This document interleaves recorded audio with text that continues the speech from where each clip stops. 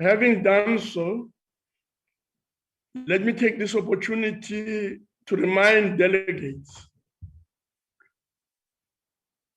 that we'll now move on to observe a moment of silence for prayer or meditation.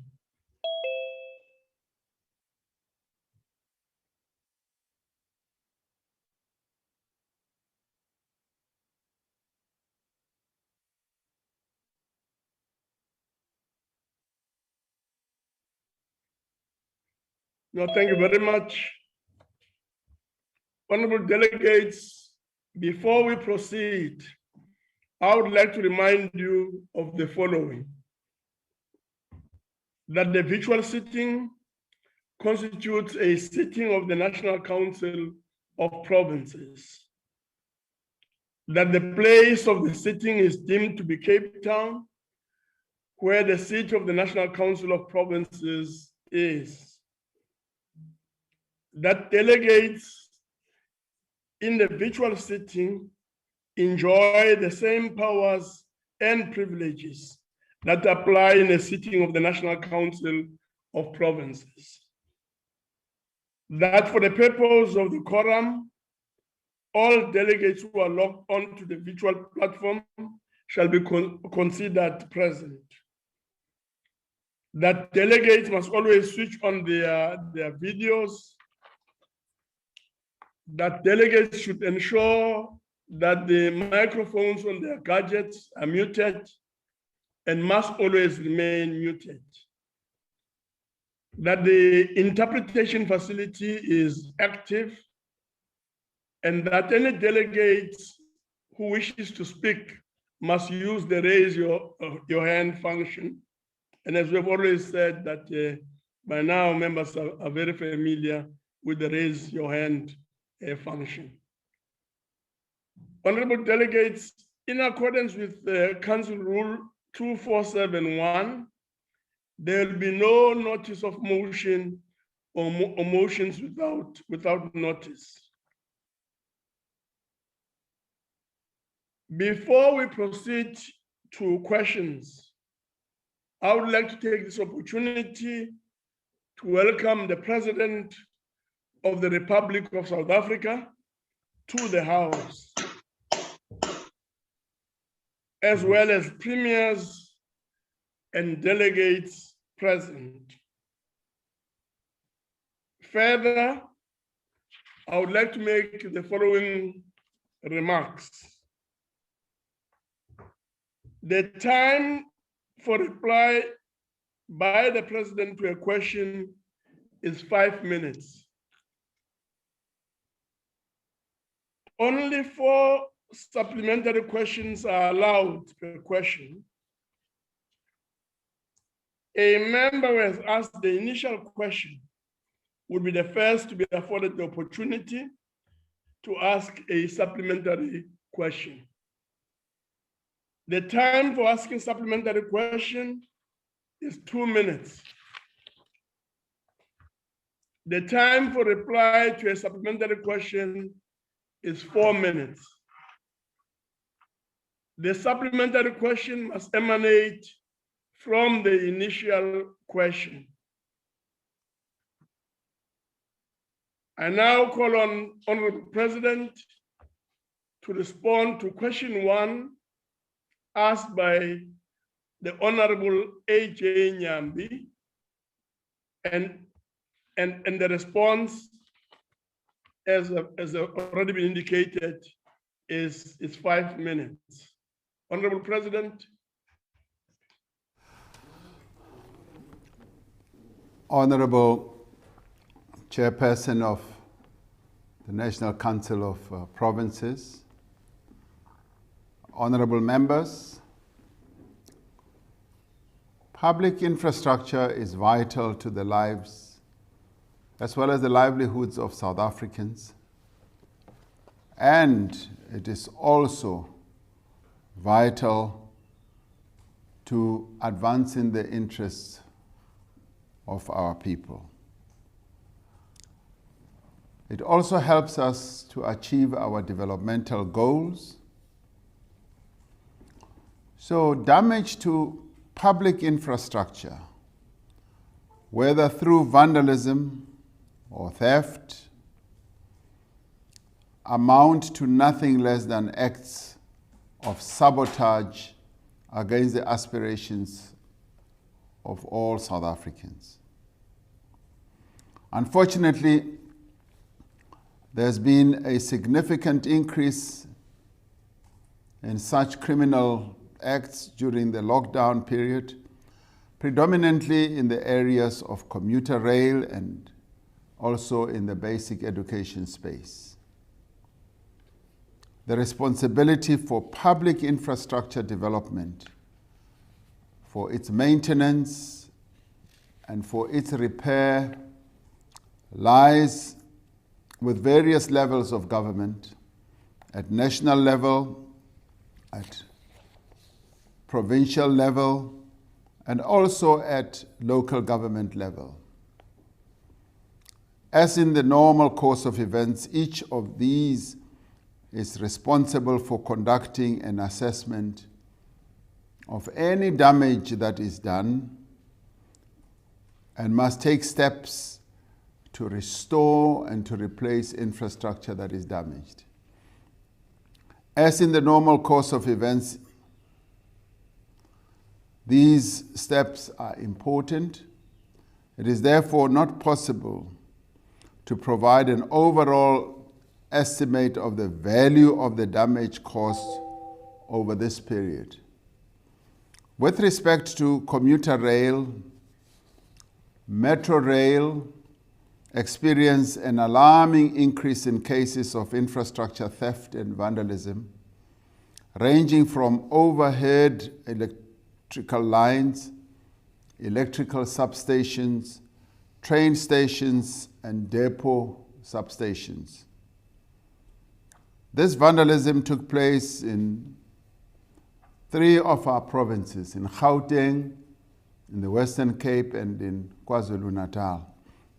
These acts have a huge impact on the mobility of commuters who depend on the affordable metro rail services to access economic opportunities in our major urban areas.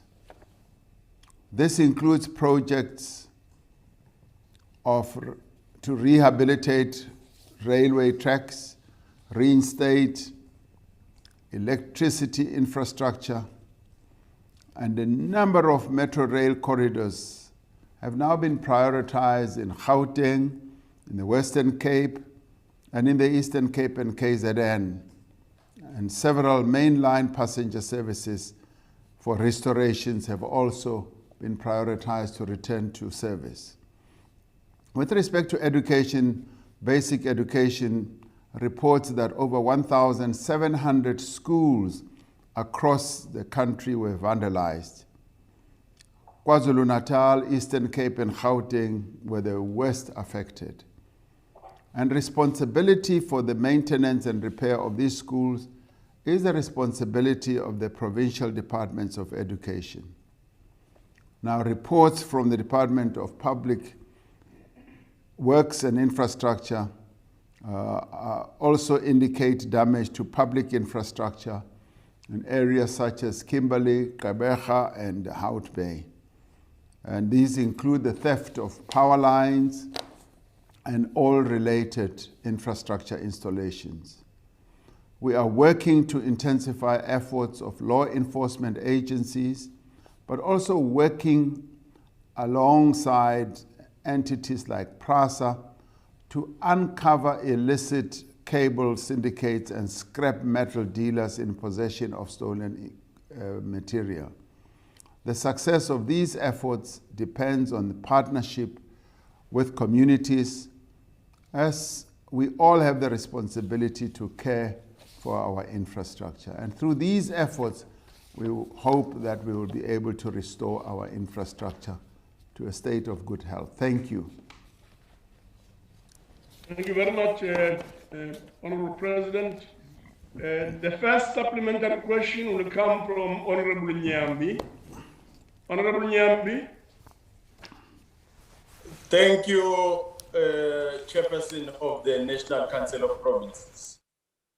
Thank you, Honorable President, for your elaborate response. The President will agree that different provinces and areas have been affected by these damages to public infrastructure in various ways, as we have alluded to that point. My question is whether government has made any determination in terms of which areas are going to be prioritized. Secondly, has any consideration been made, Honorable President, to secure additional funding from the National Treasury, given the dire economic situation in our country and considering the fact that exorbitant resources will be needed to fix these damages in our beautiful provinces? Thank you, Honorable Chairperson. Thanks, President, for the detailed response. Honorable President. Honorable Chair of the NCOP. The many areas that have been damaged are areas of great priority. Commuter rail is a priority. Schools are a priority. And indeed, many areas where damage has taken place. So they are all priority. Of course, we're facing enormous challenges of a fiscal nature with regard to the availability of funding. That is why when people damage public infrastructure, they must realize that in the end, it is easy to damage, and to rebuild is much more expensive, and in fact, impossibly expensive. Because right now we do not have all the resources to rebuild the infrastructure. What we do have to do is to continue maintaining our public infrastructure, which has not been happening in a way that we would like to see. But damaged infrastructure is really a crime against the people of our country.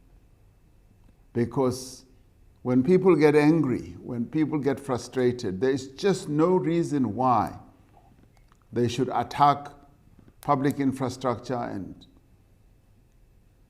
prevent other people from either getting a service from that public infrastructure or improving their lives.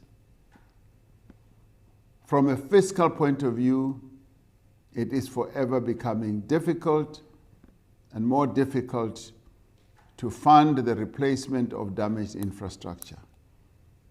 But as government, we have to do it. And at times, it will take us a long time. It will take us a long time to replace that infrastructure that has been willfully damaged. It takes a long time because it is much more expensive to rebuild infrastructure that is damaged, and with a shortage of funding, it becomes much more of a difficult task. But it's got to be done, but we need to issue a warning to those who continue to damage infrastructure that the law enforcement agencies of our country will continue to take a very dim view against those who damage infrastructure, because our country cannot afford to continue with this sabotage that takes place, not only against that infrastructure, but against the people of South Africa. Thank you, Honorable Chairperson. Thank you very much, Honorable President. The next supplementary question comes from Honorable J. Jungleson. Thank you, Honorable Chair. Through you to the Honorable President. Mr. President, we welcome the fiscal assistance which you've indicated will be allocated to deal with this issue. But Mr. President, we've seen in many provinces and local governments how national government grants, especially conditional grants of this nature, are abused and often not used for the intended purposes. This is due to many factors that may include lack of human capacity, poor management, maladministration, and especially in the Free State where I am sitting, a legacy of corruption left by your colleague, although not necessarily your friend, the former Premier Ace Magashule. Mr. President, my question is, in your opinion, do the provinces and local governments have the capacity to repair the damage caused by vandalism and theft? And what will you do to ensure that the resources allocated are used for the intended purposes that you indicated? Honorable President. NCOP. Yes, indeed. As a government, we have the responsibility to allocate resources to assist provinces, even local government, whenever infrastructure that serves the public is damaged. Now, do they have the capacity to do so? We would like to believe that, yes, they should have the capacity. As we continue to strengthen the capability of the state, we want to create that capacity in terms of human capital, in terms of the processes that need to be put in place, of either a technical nature or a procurement nature. We would like local government and indeed provincial government to have that capacity, because it is that level of government that needs to serve the people closest to where our people live. Our process now is to professionalize the public service, to increase the number of people who have know-how, who are able to do the work, and who will be technologically, or technically rather, proficient in being able to do the work. Will the resources that we allocate be used for the purposes that they are meant for? Working together with the Auditor General, working together with our provincial government and indeed our local government, we are going to make sure that monies that are allocated either from a grant point of view, from any other funding process are utilized for the purpose that they are used for. We want to remove the temptation for corruption. We want to eliminate corruption completely, and therefore we want those levels of government to work transparently and to be accountable. And if any fall foul of the rules that we have in place, they should be accountable. So as we strengthen the capacity of the state, that is precisely what we seek to focus on. And I'm sure that we will succeed to have, yes, levels of government that are well run, well monitored, and are able to execute their tasks. Thank you very much. Thank you very much. The next supplementary question comes from Honorable Zandamela. Honorable Zandamela. Thank you, Chairperson. President, during the lockdown last year, almost 2,000 schools were vandalized across the country. And in addition, over an extended period of time, we had metro rail infrastructure vandalized to such an extent that trains were no longer running anymore, depriving millions of people a cheaper means of public transport. Now, President, have you, in your initial assessment, found that the destruction of public infrastructure was a calculated sabotage by those who benefited from state tenders? If so, have you been able to identify those who are responsible and bring them to book? Thank you, Chair. Honorable President. Honorable Chairperson, thank you very much. The answer to the first question is no. We have not been able to verify that those who destroyed public infrastructure are those who benefited from tenders that were issued during the period of COVID. So I would not be able to answer that one because we have not yet verified.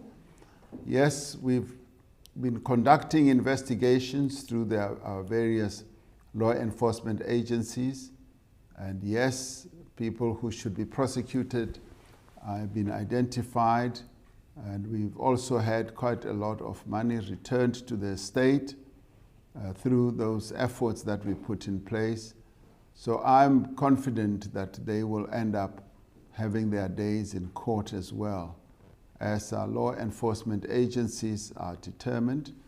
The SIU has been doing an excellent job in this regard, and the National Prosecuting Agency will be taking matters forward to make sure that this type of malfeasance does come to an end. Thank you, Honorable Chairperson. Thank you very much. The last supplementary question is from Honorable Ngwezi. Honorable Ngwezi. Ngiyathokoza kakhulu Sihlalo Nyambosa, ngibingelele kumengameli wezwe utata uRamaphosa. While undertaking a comprehensive audit of damage caused during to public infrastructure during the lockdown period is important, there is a significant infrastructure that has deteriorated with roads in municipalities such as Ugu, especially on Marine Drive, creating an extra service delivery burdens on the KZN provincial government. And in many areas like Konkandla, Komkhanyakude, Mhlabiyalingana, in many areas, Mr. President, this disrepair condition of roads in Ugu and across the country negatively impact road safety and human lives. What strategies have been adopted at the national level to address the decay of public infrastructure, especially roads networks? And also, if it is within your mercy to answer me, there are areas where also there is no infrastructure at all, especially in rural areas. So I would like to know the strategy at the national level to address the decaying infrastructure, but also to address issues of the lack of infrastructure where it solely doesn't exist, especially in rural areas. Thank you very much, Mr. President. Honorable President. Thank you, Honorable Chairperson. Yes, we are aware that the lack of maintenance has led to lots of our road infrastructure being damaged, creating really hazardous situations for our people in the form of potholes, in the form of degradation of the road network in a number of parts of our country. We keep hearing and seeing a lot of that degradation. It is something that concerns us.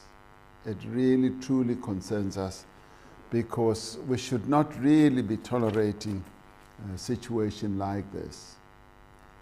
Of course, roads are a responsibility at a number of levels of government, at the local level, at the provincial level, and at the national level. At the national level, the SANRAL is doing its best not only to extend road networks, even leading to certain areas that can lead to the connection of our villages with big roads, but also in ensuring that the roads are maintained. So we've got a national agency that focuses on that. But we also do need to ensure that the provincial departments do take the issue of road degradation quite seriously. I've always been an advocate for the paving of our roads because it is cheaper, it is quicker, it is much more effective. I always refer to how the Romans in their heydays were able to pave the roads, and till today you're able to see paved roads in that part of the world. They are durable, they're effective, and they employ a lot of people. And as we have to move ahead and create that road infrastructure, I've been urging my colleagues, local government level as well, that this is a mechanism that we should use because of its job creation possibilities and fairly well priced processes that we can embark upon. So in the end, yes, we've got to build roads in our rural areas. We've got to be wise to and open our eyes to new technologies, new processes of creating well-surfaced road networks. And so this I support immensely. And of course, many of our local governments do not have the financial resources.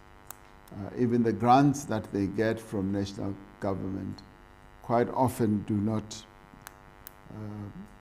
provide that support that they need to get. So we need to be extending the road building processes through paved roads, yes, tarred roads, and roads that are robust enough as to be able to limit the continuous maintenance and the creation of those road surfaces. But we want to help as much as we can at national level. The fiscal challenge that we face now is a major, major problem, and we need to find ways of being able to address that. And thank you very much. Thank you very much. The next question is a question on climate change as a priority of government. It comes from Honorable Labus Kachne, and is directed to the President. Honorable President.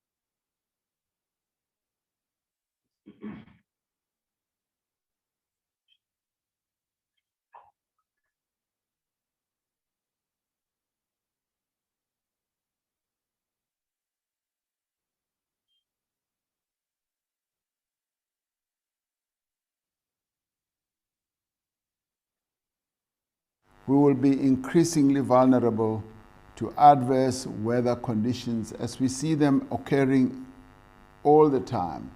We will be subjected to water scarcity, which should not even come as a surprise to us as South Africans, because we are a water-challenged country. We will also see the displacement of populations and the biodiversity loss. At the same time, the country's response to climate change needs to be well managed to ensure that it does not negatively impact on the economy or exacerbate inequality, poverty, and unemployment. We must acknowledge that the transition to a low-emission economy and climate change-resilient society offers opportunities for a new development infrastructure as well as from a job creation point of view.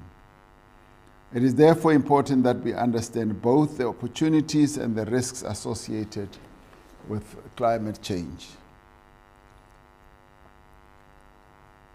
It is for this reason that we established a presidential commission to identify a path towards low emissions economy and climate resilient society that is just and which promotes inclusive development as well as job creation. But it should also be an approach that leaves no one behind. The Commission itself is constituted by members from various sectors of society, including business, civil society, labor, youth, research and institutes, and also from government. This signifies that we recognize the multidimensional nature of climate change and a just transition. This signifies that indeed we are serious about climate change in the way that we have conceptualized the structure. Cabinet members, particularly those from economic cluster ministries, actively participate in the Commission's work to ensure that there is political oversight over the work that we do. As part of our response to climate change, public consultations have been underway on the draft updated nationally determined contribution. This outlines the country's targets for the reduction of greenhouse gas emissions. Once finalized, the updated nationally determined contribution will be submitted to the United Nations Framework Convention on Climate Change, but this will happen ahead of the Climate Change Summit, known as COP26, which will be held in Glasgow in November. South Africa is currently the coordinator of the Committee of African Heads of State and Government. This committee is a vital part of our continent's ambitious coordinated response to climate change. This weekend, I will be participating in deliberations on climate change at the G7 meeting in the United Kingdom, where I'll be presenting the possibilities as well as the real good positions of our country and the continent on this very important and critical issue. Thank you, Chairperson. Thank you very much, Honorable President. The first supplementary question will come from Honorable Labus Kahne. Honorable Labus Kahne. Thank you, Chairperson. Thank you, Mr. President, for the comprehensive answer.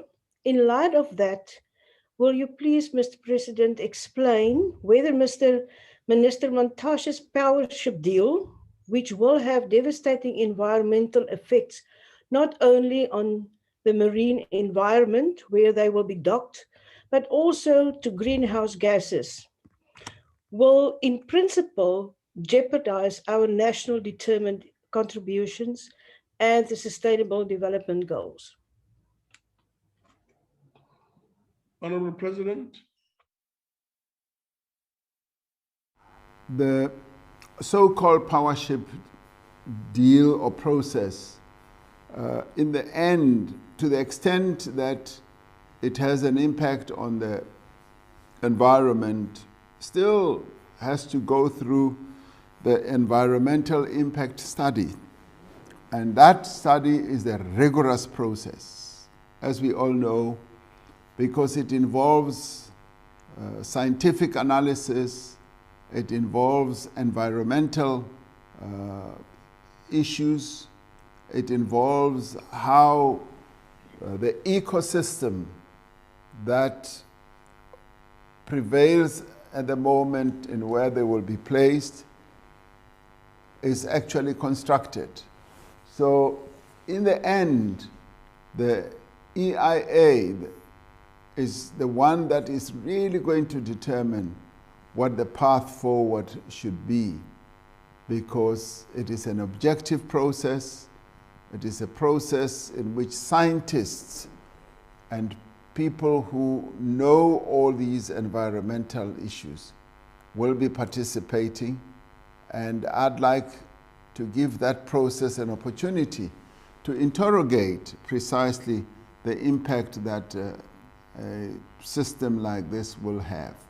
Thank you very much. Thank you very much, Honorable President. The second supplementary question will come from Honorable Mahlangu. Honorable Mahlangu. Ngithokoze sihlalo amalunga nesitshaba sekhethu seSouth Africa nomongameli ngokuhlonipha okukhulu nokuzithoba. Angithokoze Honorable President for your very comprehensive response to the question posed to you. Mongameli, ngiyazi ukuthi uzavumelana nami nathi sonke that climate change is a global challenge with a devastating impact on developing economies. Ngikuzwile Mongameli ukuthi ukhulumile ukuthi senenobudlelwane ne-labor ne-business. Engikubawako kuwe Mongameli ukuthi ubudlelwane eninabo ukuthi mhlambe nakukhonakalako usicaqulisele ukuthi i-role or indima edlalwa yi-private sector ingangani, ibunjani ukuthi sibabantu beSouth Africa sizwisise. Lastly, Honorable President, I also want to understand that can government fashion out a guide which explains the role that the general public, njengesitshaba seSouth Africa, should play in this regard. Singabi zingibukeli kuphela njengabantu beSouth Africa, kube nendima esiyidlalayo. Ngiyathokoza Mongameli. Thank you very much, Honorable President. Ngiyathokoza nami Mama Mahlangu. Ngithokoza kakhulu ngalombuzo owubuzayo.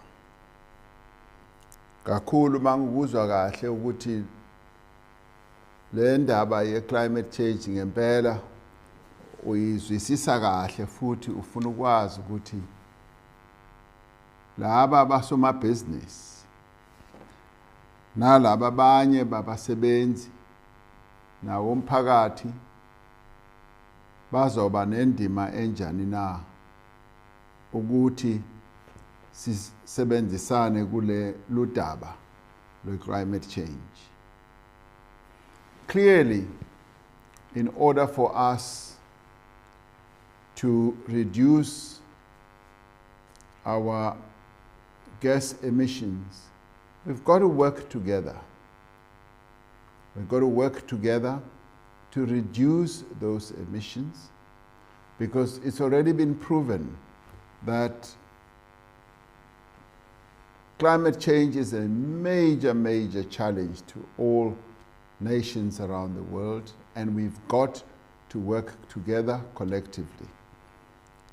In the end, it is the private sector working together with government, and all our people working together to secure a better future for our children and our grandchildren, our great-grandchildren. We've got to leave them a better world than what we found. Because really, in the end, they are the owners of this world that we live in, because they are the ones who are going to live in it or suffer in it if we don't look after it. So it is therefore our responsibility, and it is also within our powers, that we should look after this world, because it's a fragile world, and it cannot be done by one entity alone, be it government, be it business, be it ordinary people. So it behoves on us to then work together.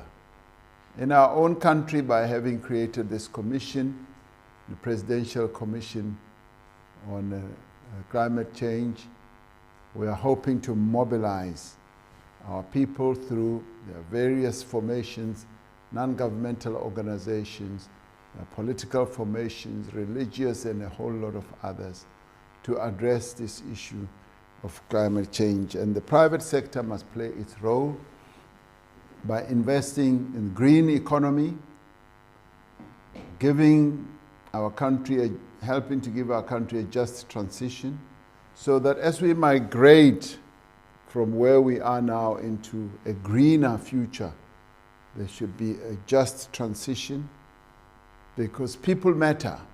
The jobs that our people are doing matters. There should not be a jobs bloodbath.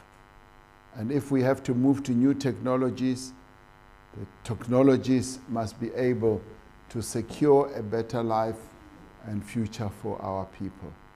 And as we adapt to new climatic conditions and situations, we must do so in a way that secures livelihoods.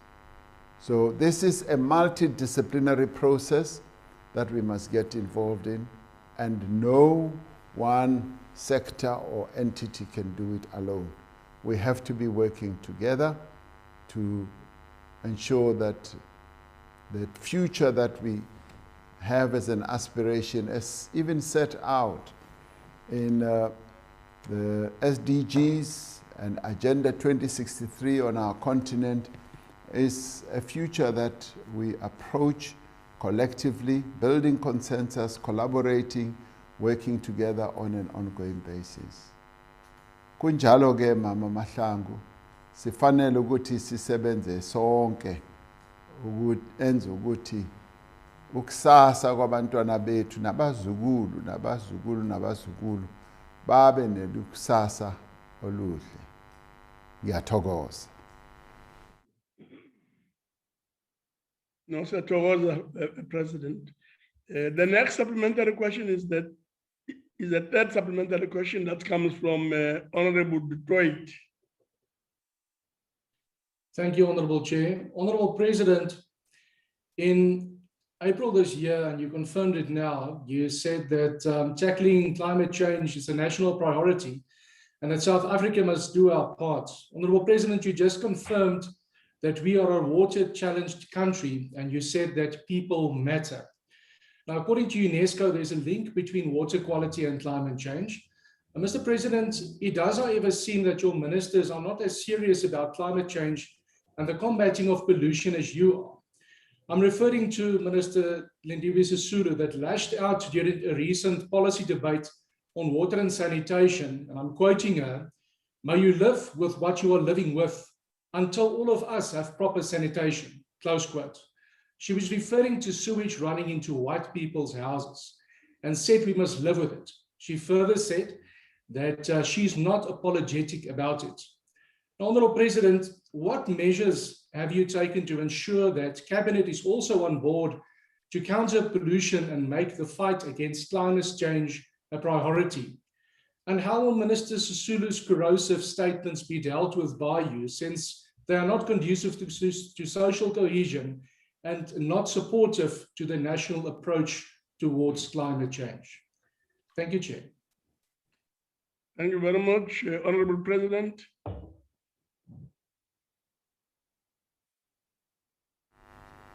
The government that I lead is irrevocably committed to making sure that we address the challenges that mitigate against our people getting a better life. And a better life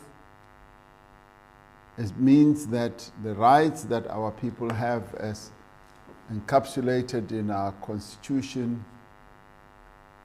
the right to good living conditions in the form of housing, health, and water are secured.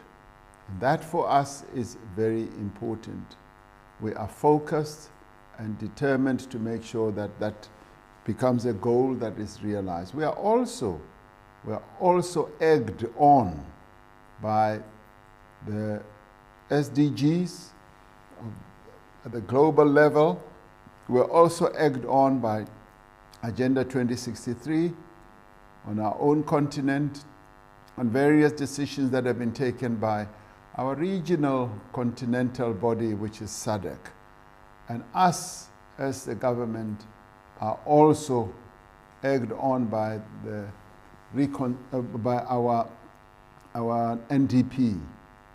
Now, looked at in that context, we therefore are taking all measures on a continuous basis to address the needs of our people. We have done phenomenally well since 1994 to have water reticulated to well more than 80% of our people.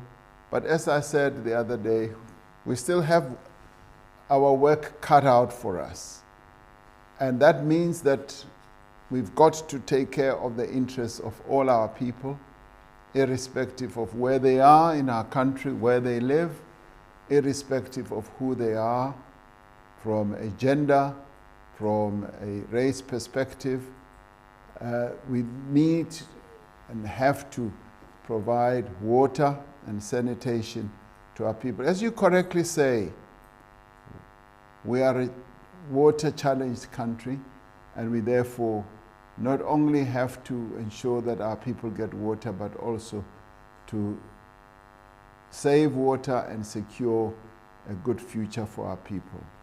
Now, I was not there when Minister Sisulu articulated those views, but as the minister serving in the cabinet that I lead, and also the political party that I lead, she is irrevocably committed to serving the people of our country collectively and comprehensively, and would not in any way, shape, or form want to create a differentiation on the basis of race.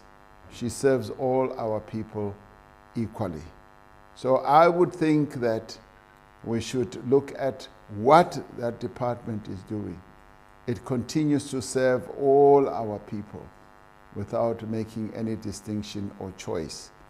And that commitment turns into programs that the department is involved in, turns into structures that the department leads and manages, and it turns into outcomes that leads to our people getting water so that they can lead a better life. Thank you, Honorable Chairperson. Thank you very much, Honorable President. The last and the fourth supplementary question comes from Honorable Arnolds. Thank you, Honorable Arnolds. Thank you, House Chairperson. Mr. President, the long-term adaptation scenarios flagship research program foresees major changes for the water and agricultural sector if present emissions continue as they are, or even increase. We have already seen the impact of extended droughts in the Eastern Cape, in the Western Cape, and these may become permanent, making production of particular agricultural products impossible in some areas in the country. Now, at a national, multinational level, what is South Africa doing to convince the world's biggest polluters to cut down on their carbon emissions? And as you have said, we have to act immediately. And what are you doing in the immediate in terms of what you have said now? What is the immediate to save lives and livelihoods? I thank you. Honorable President. Thank you, Honorable Chairperson. From our point of view as a country and as a nation, there is a lot that we do. We have a ministry that is just dedicated to addressing the issues of climate change. Minister Barbara Creasy and staff in the ministry and in the department are clearly dedicated to ensuring that our management of environmental issues and the leadership that we should provide is of a very high nature. And in doing so, we interact with a number of specialized non-governmental organizations that work closely with us to develop clear positions of both a practical nature and an advocacy nature. I appointed a presidential commission which I lead as chair and which has Vali Musa as deputy chair, and that commission is at work as we sit here now, developing clear positions on how we address this continuing challenge of climate change. So what do? We develop our own positions, which are very clear, and we do so in collaboration with various structures, and the Commission helps us in that regard. Having done so, we then interact at the regional level. Our region in SADC has been subjected for many times and years to the adverse effects of climate change in the form of droughts, adverse heat, as well as the invasion of locusts and many others, which are a result of climate change, and droughts that have devastated a number of our agricultural subsectors of the economy. And we collaborate at that level. Beyond that, at the continental level, and develop clear positions of what we should be saying globally. I'm the coordinator on our continent for climate change matters and interact with various heads of state on our continent. We recently held a meeting where we were developing a clear position of how the continent can work together as we go to COP26 in Glasgow. And beyond that, we work with our private sector. We work with private sector. We push private sector to limit emissions. At the global level, we interact with various countries to limit their own emissions, but also to support us. Our continent is least responsible for the global emissions. We only do up to 2%, and yet we feel the devastation. And so therefore, we interact with them to get them to commit to fund us to go through the devastation that climate change is wreaking on our countries and on our economies. And in that way, we also help to mobilize our people so that we are all climate change conscious, so that we know as a people that climate change is a reality and we need to find ways of addressing it. It is some of those things that we do, both in practical terms and also in advocacy terms, and also in coming up with laws and regulations that are going to get the polluters to reduce their pollution activities, including taxation, to serve as a disincentive against those who pollute. Thank you, Honorable Chair. Thank you very much, Honorable President. The next question is the question on implementation of the ERRP. And this question comes from Honorable Akai and is addressed to the Honorable President. Honorable President. Yeah, Honorable Chairperson and honorable members, the Economic Reconstruction and Recovery Plan is a necessary response to the severe economic impact of the coronavirus pandemic. The plan aims to ensure a swift and lasting economic recovery with measures to limit the immediate impact of the pandemic on vulnerable workers and households, and to revive economic growth in the short and medium term. Significant progress has been made since the announcement of the plan less than 8 months ago. The Infrastructure Fund has been established and its investment committee has been constituted. A total of 18 billion rand has been allocated to the Infrastructure Fund over the next 3 years for blended finance arrangements that will leverage private sector funding.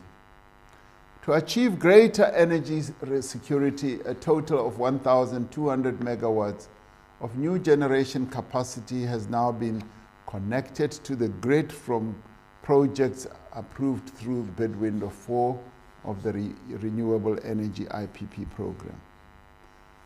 A request for proposal has been issued for 2,600 megawatts of power from wind and solar PV projects through bid window 5. 11 preferred bidders have been approved as part of the Emergency Power Procurement Program, which will together deliver nearly 2,000 megawatts over the next 18 months. As I announced earlier this afternoon, Schedule 2 of the Electricity Regulation Act will soon be amended to increase the licensing threshold for embedded generation projects from 1 megawatt to 100 megawatts.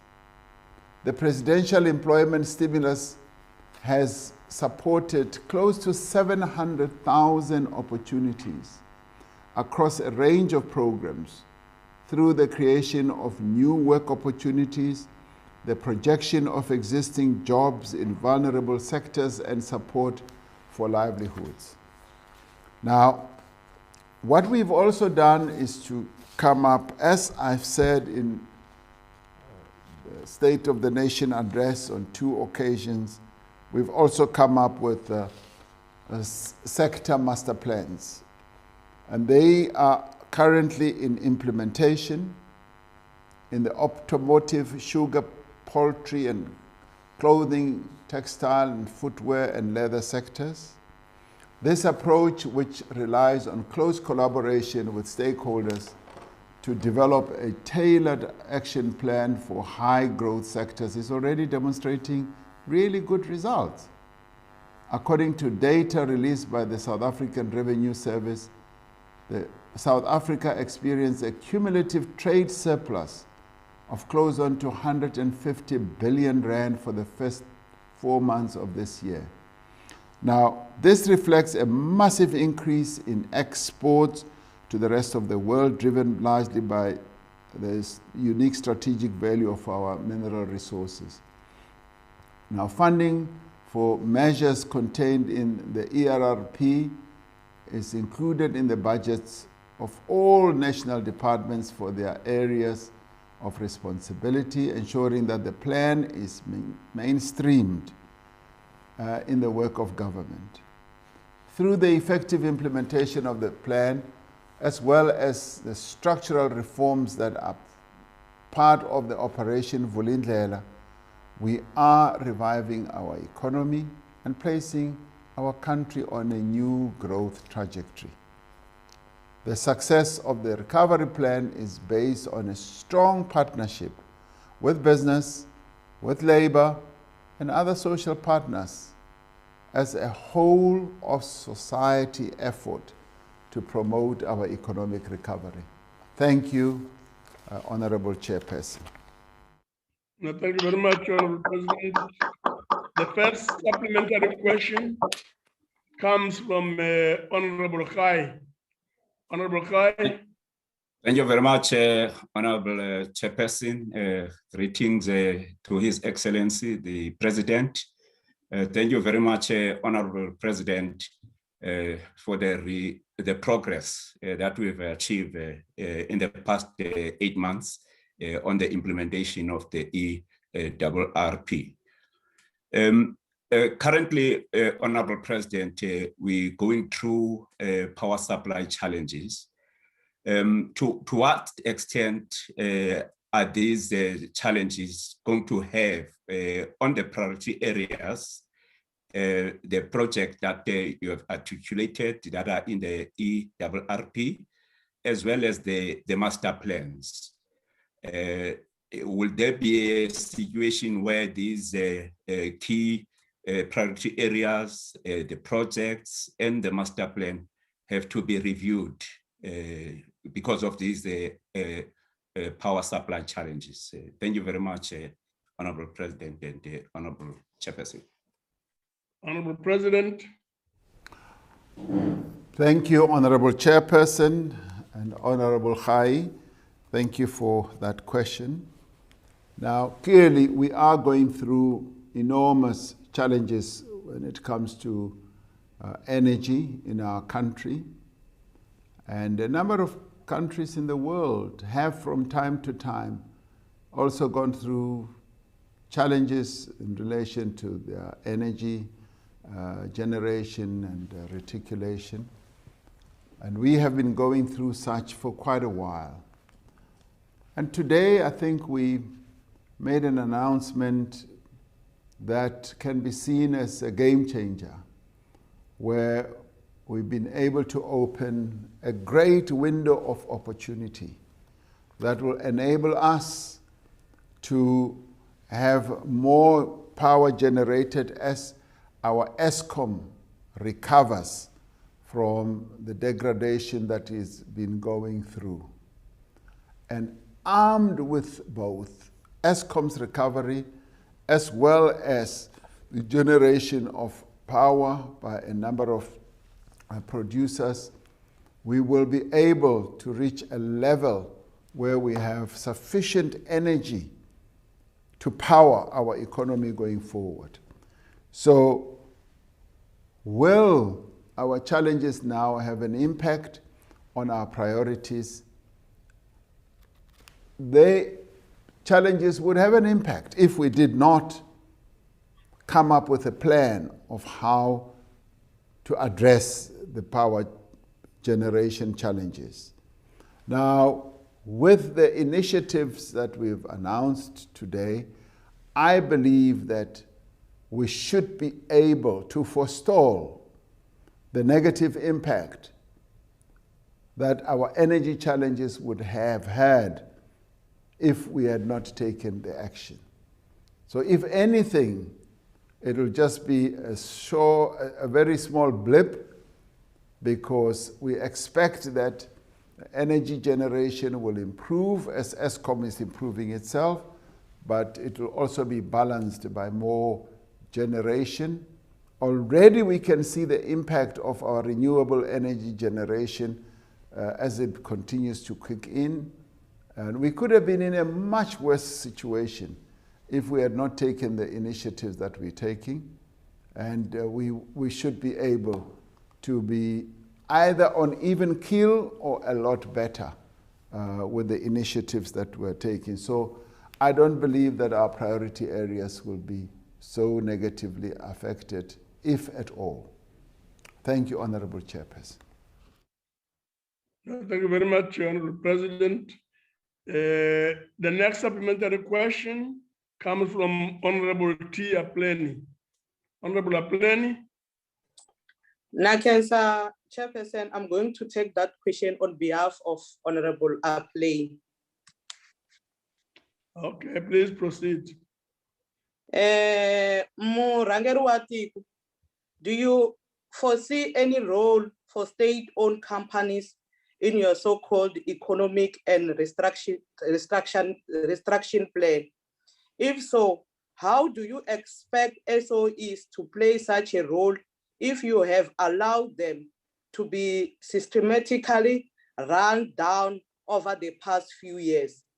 If you see SOEs as important, why have you not fired the underperforming and the outdated Minister of Public Enterprise who has overseen the destruction of SOEs? Thank you, Chair. Thank you very much, Honorable President. Thank you, Honorable Chairperson. Do I foresee a role for state-owned enterprises in the economic Recovery and Reconstruction Plan. Anyone who has studied that plan carefully will see that the role of state-owned enterprises is addressed in that plan. We foresee state-owned enterprises being revived, being rebuilt, being strengthened, so that they can play a key role. We could never, even if we wanted to, wish our state-owned enterprises away. And in fact, the new approach and trend in the world confirms the role that state-owned enterprises should play in the economies of our countries, because they play a critical role for the provision of services. They play a big role in ensuring that the state is able to give direction and to give meaning to economic development. As it is now, we are a country that has a mixed economy trajectory, so the role of state-owned enterprises is confirmed, it is present, and will not be diluted. All we have to do is to address the challenges that our state-owned enterprises are having. As we are doing, we are restoring, doing everything we can to restore the standing, the functioning, and the role of our state-owned enterprises in our economy. Now, Minister Pravin Gordhan, who is the Minister of Public Enterprises, continues day and night to do his work with a great deal of diligence and continues to show up our state-owned enterprises, and he is the engine of ensuring that we are able to, in the future, have a cohesive state enterprise portfolio of companies that will serve the interests of South Africans. So that work continues, and as you will hear in the coming days or so, you will hear the type of work that is being done to take our state-owned enterprises forward. Thank you very much, Honorable Chairperson. Thank you very much, Honorable President. The third supplementary question comes from Honorable Ngwezi. Honorable Ngwezi.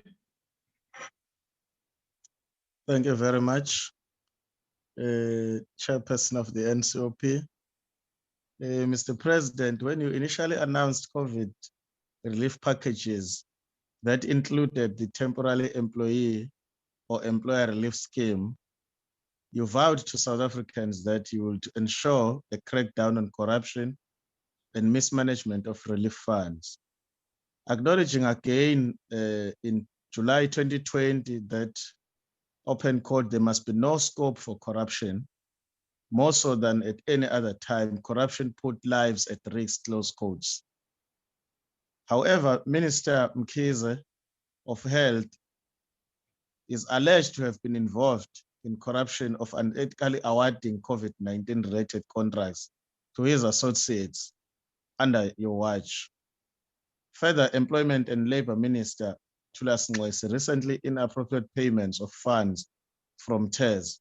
Now, considering the above incidents, government interventions continue to be plagued by corruption, and in the process, businesses are suffering and further incapacitated.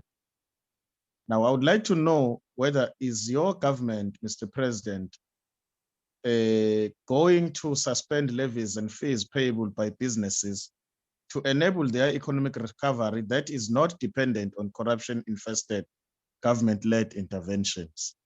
Thank you, Mr. President, and Chairperson of the NCOP. Honorable President. Thank you, Honorable Chairperson. The answer to the question of whether we will suspend levies, it's a matter that has not been put before us for consideration. We did give relief also to companies right at the height of our initial lockdown. And that period came and went. And right now, there is no such thinking or plan. And if there is, we will duly make the announcement, and Honorable Ngwezi will be amongst the first to know. Thank you, Honorable Chairperson. Thank you very much, Honorable President. The next supplementary question, which is the fourth supplementary question, comes from Honorable Ryder.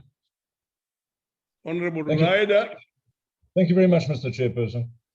Mr. President, your commitments to the country during the State of the Nation address and also during the address on the Economic Reconstruction and Recovery Plan do not appear to have made it into the appropriation bill that is currently before this House. The proposals that you've made have not been funded adequately as they were promised. And this is especially evident in the infrastructure allocations across most of the relevant departments. So the infrastructure fund that you mentioned in your response seems to be a repackaging of existing allocations and shifting some existing infrastructure appropriations into different projects. Mr. President, many people, myself included, are wondering what is derailing us. We are wondering if it's Treasury that is reluctant to give effect to your vision. We are wondering if it's your ministers or their departments that are trying to undermine you. We're even wondering if it's the even obvious fact that the SOEs are sucking every available cent from the community where those cents should be spent. Which one is it, Mr. President, or is it all of the above?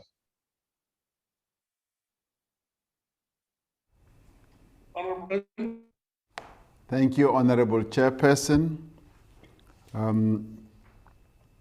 I should say that it seems like the Honorable Member Riley is reading scripts that are not in front of me. We did say that because of our fiscal challenges and the various constraints that we have,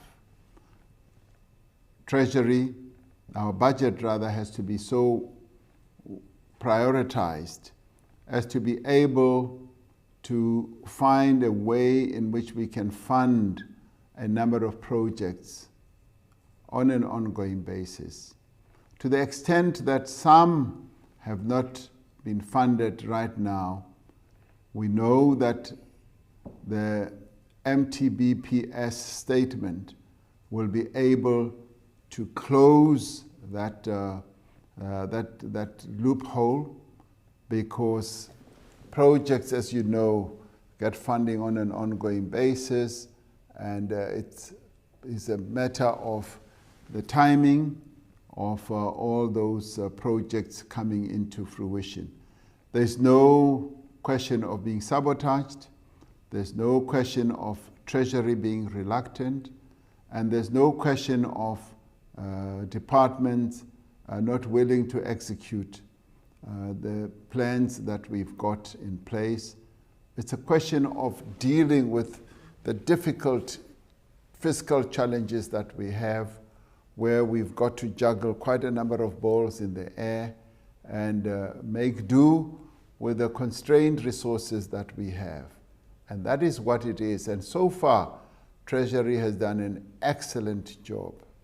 Much as there may well be dissatisfaction in a number of areas about the cuts that have been put in place, and they've been done so that we are able to meet other priorities. So many of the areas that are impact on our people's lives are priorities, very important priorities that need to be properly addressed. And with the shortage of the resources we have, Treasury has had to do that balancing act, and departments have had to shift and move things around. But all the time, keeping our eye on advancing the interests of the people of the country. Thank you, Honorable Chairperson. Thank you very much, Honorable President. We'll now move on to the next question, which is question 4.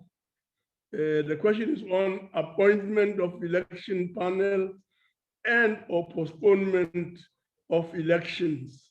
This question has been raised, put on the table by Honorable Matebula, and is directed to the President.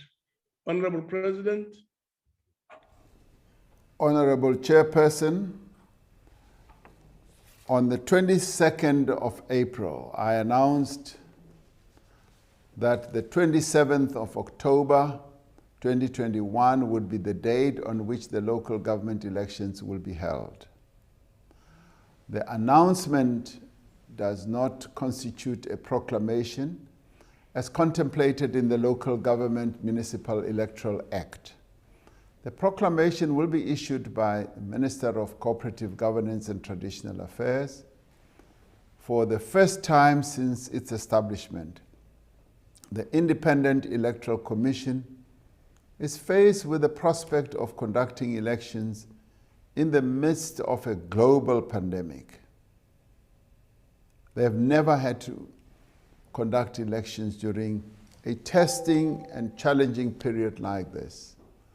Now, concerns have been expressed by some political parties represented on the Party Liaison Committee that the forthcoming elections may not be fair and free given the impact of COVID-19 and the measures taken to curb the continued spread of the pandemic.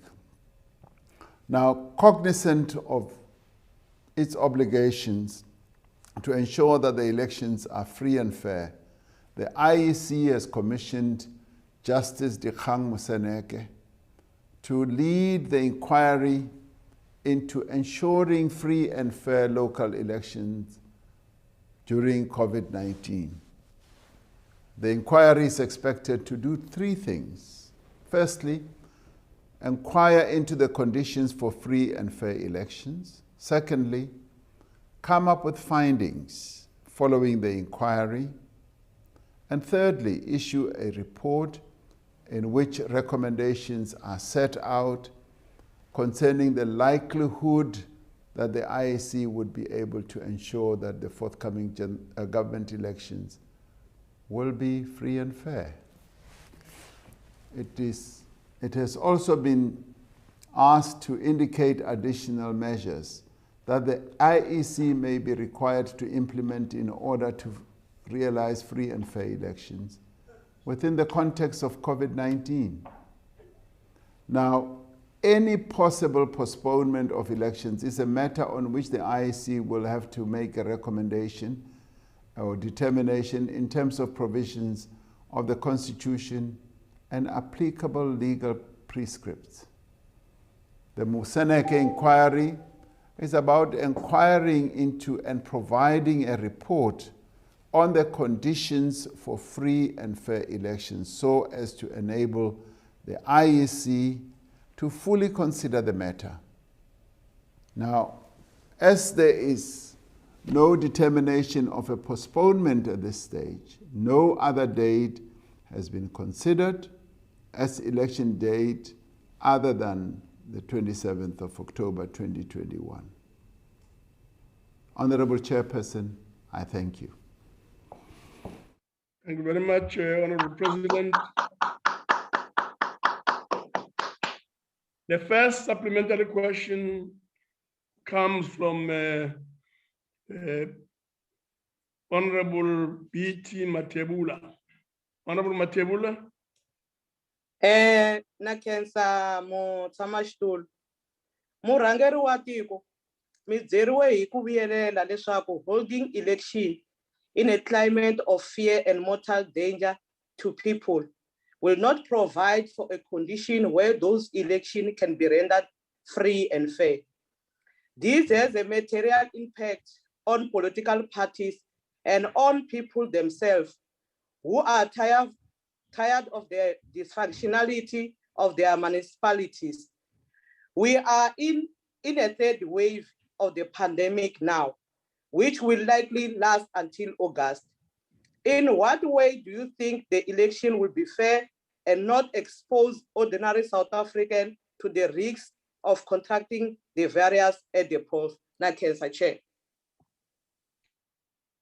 Thank you very much, Honorable President.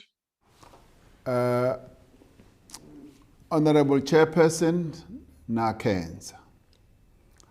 N'wana wa le kaya na Kenza na ka wena mbutiso lowu. Kahle swilo leswi swa ku ri hi ta khoma ti-elections. Hi te a ku vi na inquiry leyi ya Judge Moseneke. And futhi a hi hina Independent Electoral Commission leyi nga ri ku hloriwa kahle ku ri ti-elections leti ti nga ya mahlweni kambe ti nga yi amahlweni. So hi fanele ku ri hi yimela vona va swi languta kahle. Va languta swilo hinkwaswo ku ri va vona ku ri ti-election leti ti nga ya mahlweni na.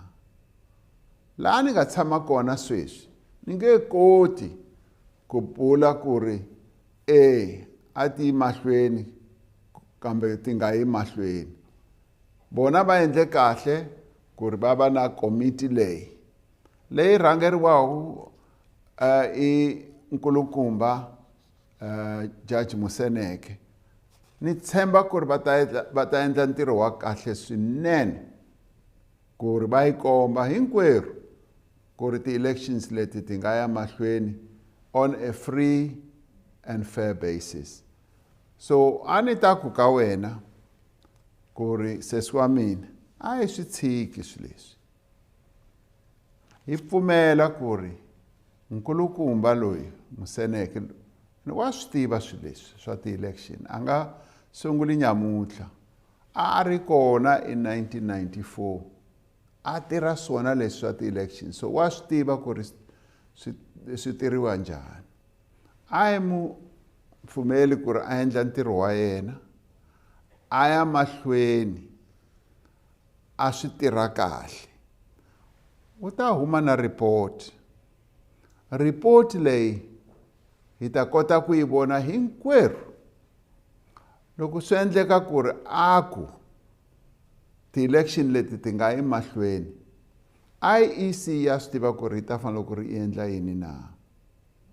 Constitution ya hina i bula kahle ku ri loko swi yime hi ndlela yo tani ku fanele ku ri ku endliwa yini. So mina ni hleketa ku ri to preempt what Justice Moseneke will come up with would be a mistake. Let us allow the process that he has been given to lead to take place. And what, in my view, is most pleasing is that with many of the things we do, we've got checks and balances. So that if we ever make a mistake on anything, we're able to be checked so that we can create the balance. So with this inquiry process, it is going to be able to check whether the decision we took to hold the elections later this year is a correct one. And they will approach their work most scientifically and work with the experts who will be able to give sound advice. So I va pfumeleni ke ku ri va endla ntirho wa vona. Na khensa. Thank you very much, Honorable President. The second supplementary question will come from Honorable Tim Protestant. Honorable Tim. Thank you, Honorable Chairperson. Through you to the President. Mr. President, there is no doubt that South Africa is going through a third wave of infections, but you will know that the infection rate is nowhere near the second wave, where it reached as high as 33%. President, you also made reference to the 1994 elections, where there was a significant right-wing threat to create terrorist attacks on election day. Certainly a very, very unsafe environment. But however, South Africa pushed forward and we got through those elections. Now, Mr. President, I'm not sure if you're aware of the statistics, but on the latest statistics on the IEC website, for the 4 by-elections held between November and May of 2020 through to 2021, elections were held in 173 wards, involving 890 voting districts and involving more than 1.2 million voters. Those by-elections, all of them, were declared to be free and fair by the IEC, and they were all declared to be COVID compliant. What is concerning us, Mr. President, is that this panic environment that is being hyped up by the government is just an excuse to delay the elections. And the other issue, Mr. President, you refer to Judge Moseneke's inquiry and his panel, and we have great respect for the judge, but he also considered the massive constitutional crisis looming if there is a determination to move the local government elections past the 90 days determined and prescribed by the Constitution. Thank you, Mr. President. Honorable President. Thank you, Honorable Chairperson, and I would like to thank the Honorable Member, Seth. I fail to understand the import of the both statement and the question that he has posed. I'm taken aback to hear Honorable Member saying that the government is creating a sense of panic.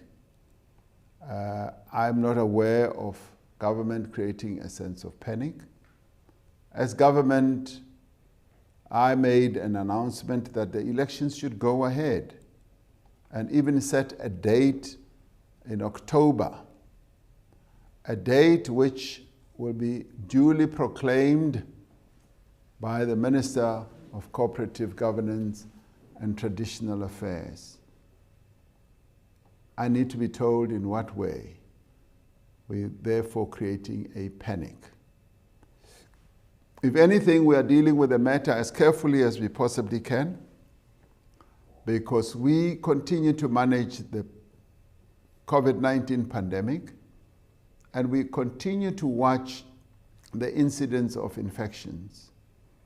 And where we get concerned about the rising infections, we inform the nation. And in that regard, we've tended to be as transparent as we possibly can. But then again, Honorable Chairperson, we have an institution called the Independent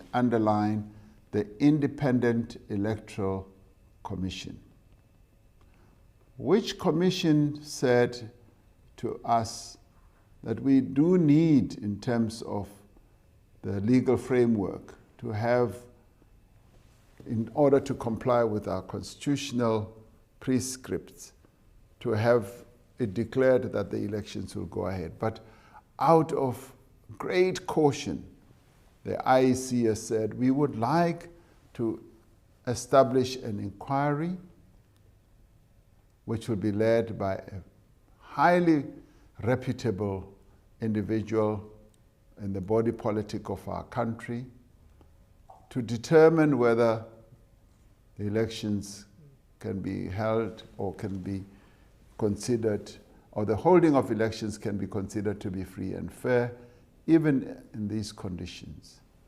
Now, I don't know to what extent we're creating a panic, or the IEC is creating a panic.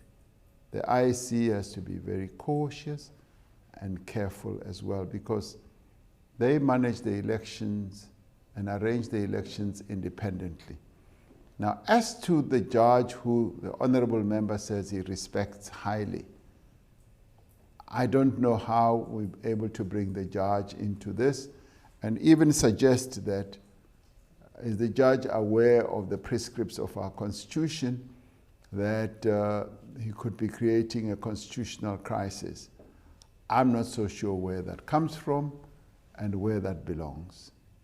All I would want to say to the honorable member is that let us trust the process. Let us trust the prescripts of our Constitution. If nothing else, the Constitution is the shock absorber that helps to balance whatever turbulence there might be. And let us trust the IEC to be able to manage this process properly without any undue interference in what they have to do. And let us have and confirm or continue to have our trust in Judge Moseneke, that as he has been able to do good by our country on a number of occasions, handling various tricky issues that affect the people of our country, that he will continue to do so. And I think anything else could well amount to our undue interference in the work that he has to do and the IEC has to do. Let us leave it to those institutions that have served us well in the past. Thank you, Honorable Chairperson. Thank you very much, Honorable President. The next supplementary question, which is the third supplementary question, comes from Honorable Detroit. Honorable Detroit. Thank you, Honorable Chair. Honorable President, the Constitution is not clear about the term free and fair elections, but we know that there are always many issues with elections.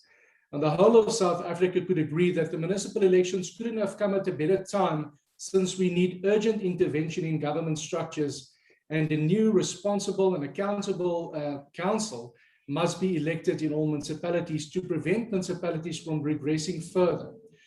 Mr. President, whether the election is postponed or not, what measures are in place to ensure that possible violent service delivery protest actions, or that's what they are called nowadays, will not take place that might prevent elections from being free and fair? Thank you, Chair.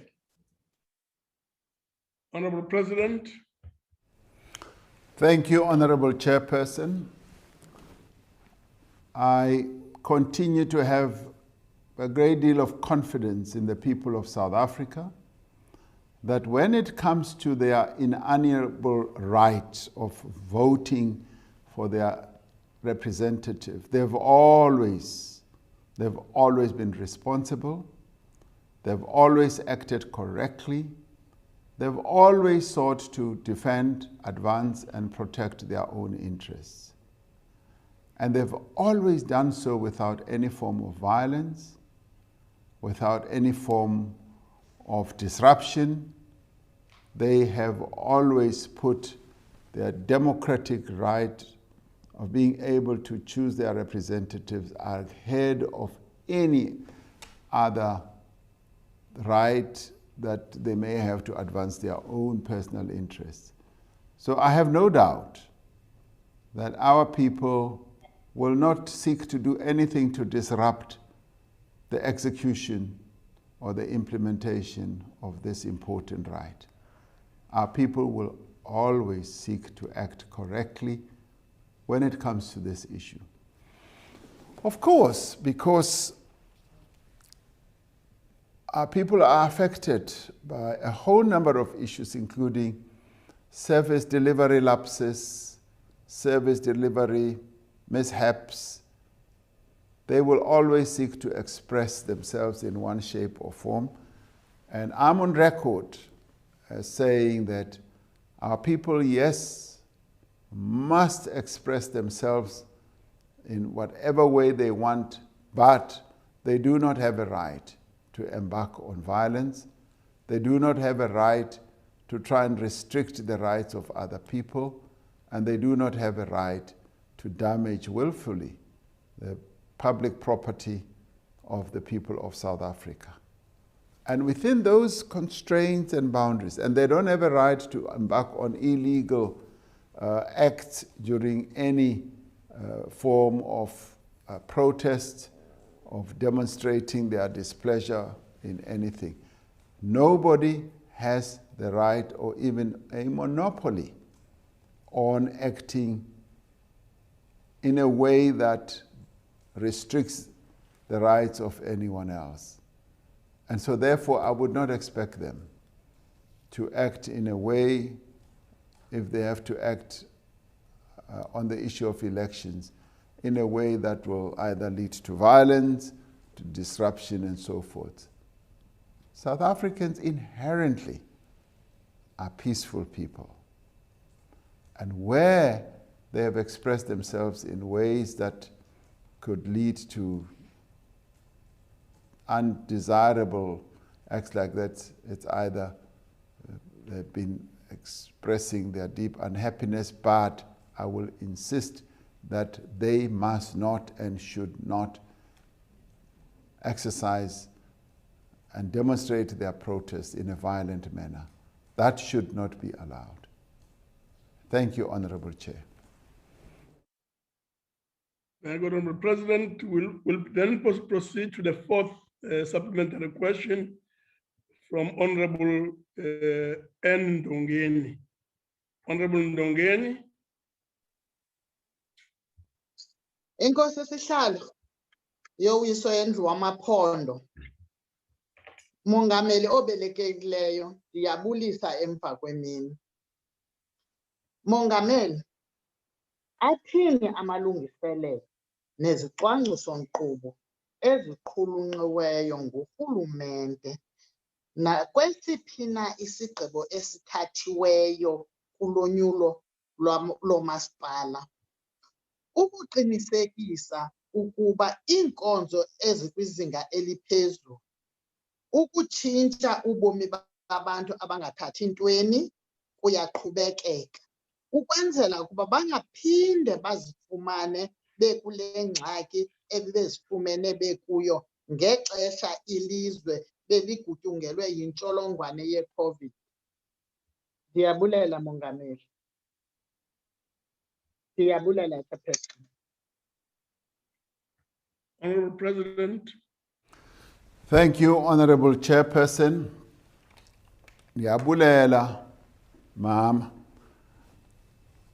Xa sifika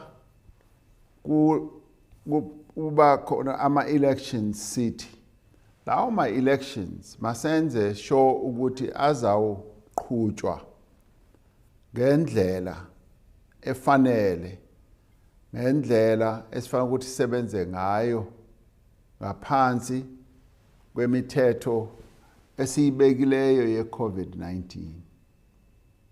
Sibeke imithetho ukuthi ngale sisimo esikuso ngoku masenze sure ukuthi siyilandele yonke leyo mithetho, ukuthi abantu ngawo wonke amaxesha babe nendlela yokuthi bawashe izandla zabo, bangasondeli kakhulu duze nabanye abantu, kube naleyo distance ehlala efanele ukuthi ibe khona. Xa usendaweni ethize wenze sure ukuthi anikho baninzi endaweni ethize noma endaweni la nihlangana khona. Senza lokhu ngoba sesiyazi ukuthi i-COVID ithanda lento yokuthi abantu babe bedibene bebaninzi. I-COVID futhi ispreadwa nje ngomlomo nangempumlo. That's why sithi abantu mabahlale befake i-masks zabo. So xa siya ke kuma-elections, we need to observe the regulations so that we can rather hold the elections in a proper manner. I'm convinced that if we were to do that, we should be able to do so.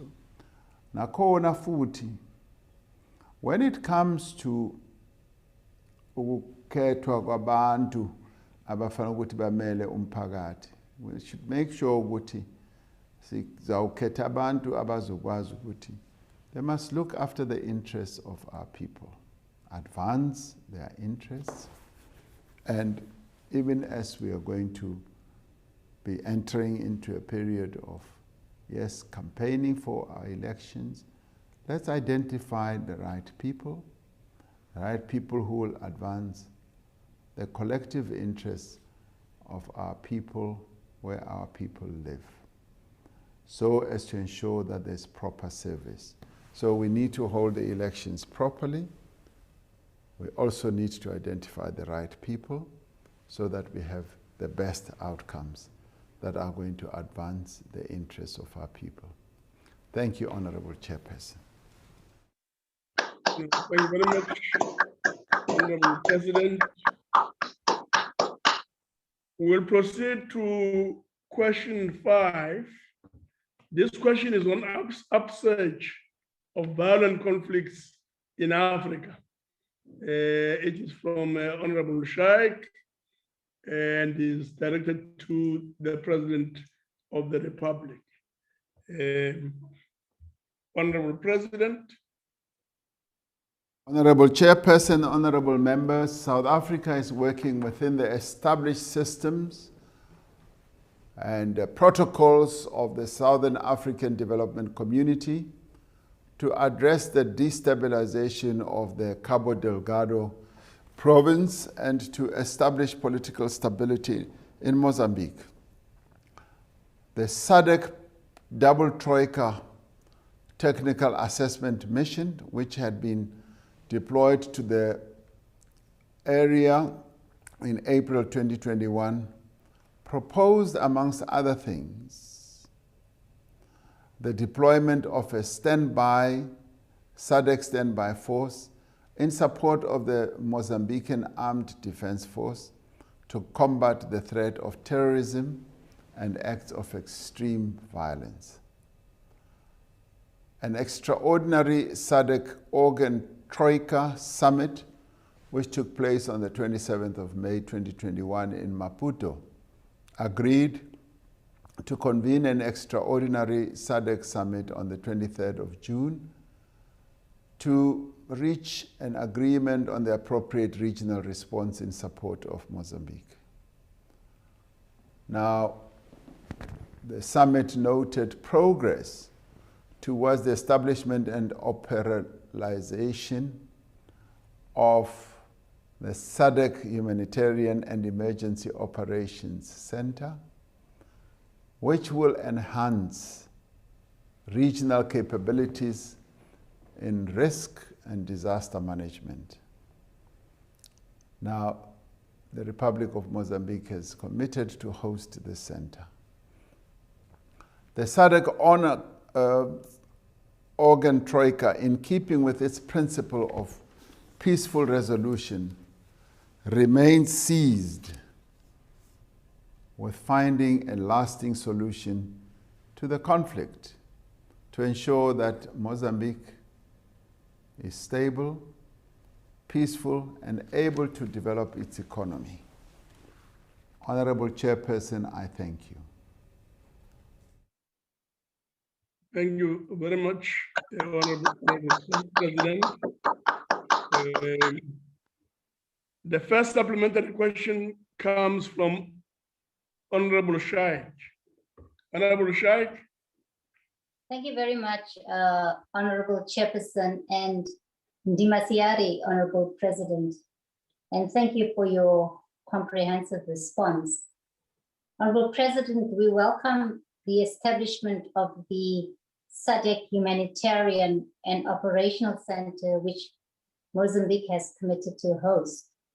Because, Honorable President, there is no doubt that this violent conflict in Cabo Delgado has led to the loss of life and livelihoods and displaced many innocent civilians, adding more to the already high levels of poverty, hunger, and other socioeconomic pressures. In this light, Honorable President, is there any plan by SADC and the AU in partnership with the international community for sustained provision of humanitarian aid and integrated socioeconomic reconstruction And secondly, Honorable President, what are the plans for the intensification of the Africa agenda of silencing the guns in the continent more broadly? Thank you very much, Honorable Chairperson. Honorable President. Honorable Chairperson, Honorable Sheikh Ndimasiari, ndialivuwa na mbudziso einoni yevaivudzisa. Ndingo uri Mozambique yotenda uri huve na hezwi zwine ra zwi vhidza uri operational center henengei Mozambique ine ya ḓo ri thusa roṱhe hafhanoni kha muvhundu washu wa SADC une wa angaredza mashaka manzhi henefha na mivhundu minzhi. Rine ri South Africa na yone SADC na yone AU ro ḓiimisela uri ri thuse vhathu vha ngei Mozambique.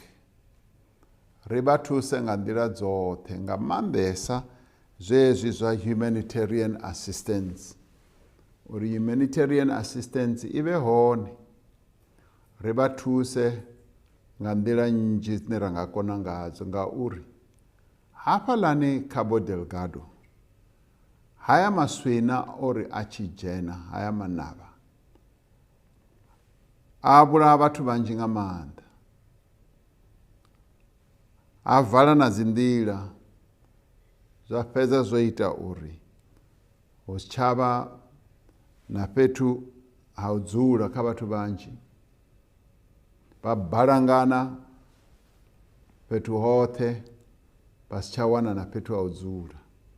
Zwa vhuvhili zwiḽiwa zwa u ḽa nahone ri khou wana uri nḓala yo no dzhena ngauri haya manavha vha khou vala nḓila dzoṱhe dza uri vhathu vha kone u wana zwiḽiwa. Vhutshilo ha vhathu vhanzhi hangeni vhu khou tou konḓa tshoṱhe. Zwi ita uri rine ri SADC ri kone u thusa na rine ri South Africa, Afrika Tshipembe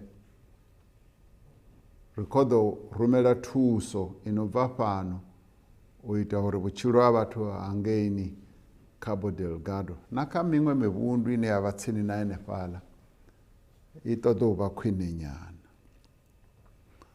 With regard to this agenda of silencing the guns, Honorable Chair and Member,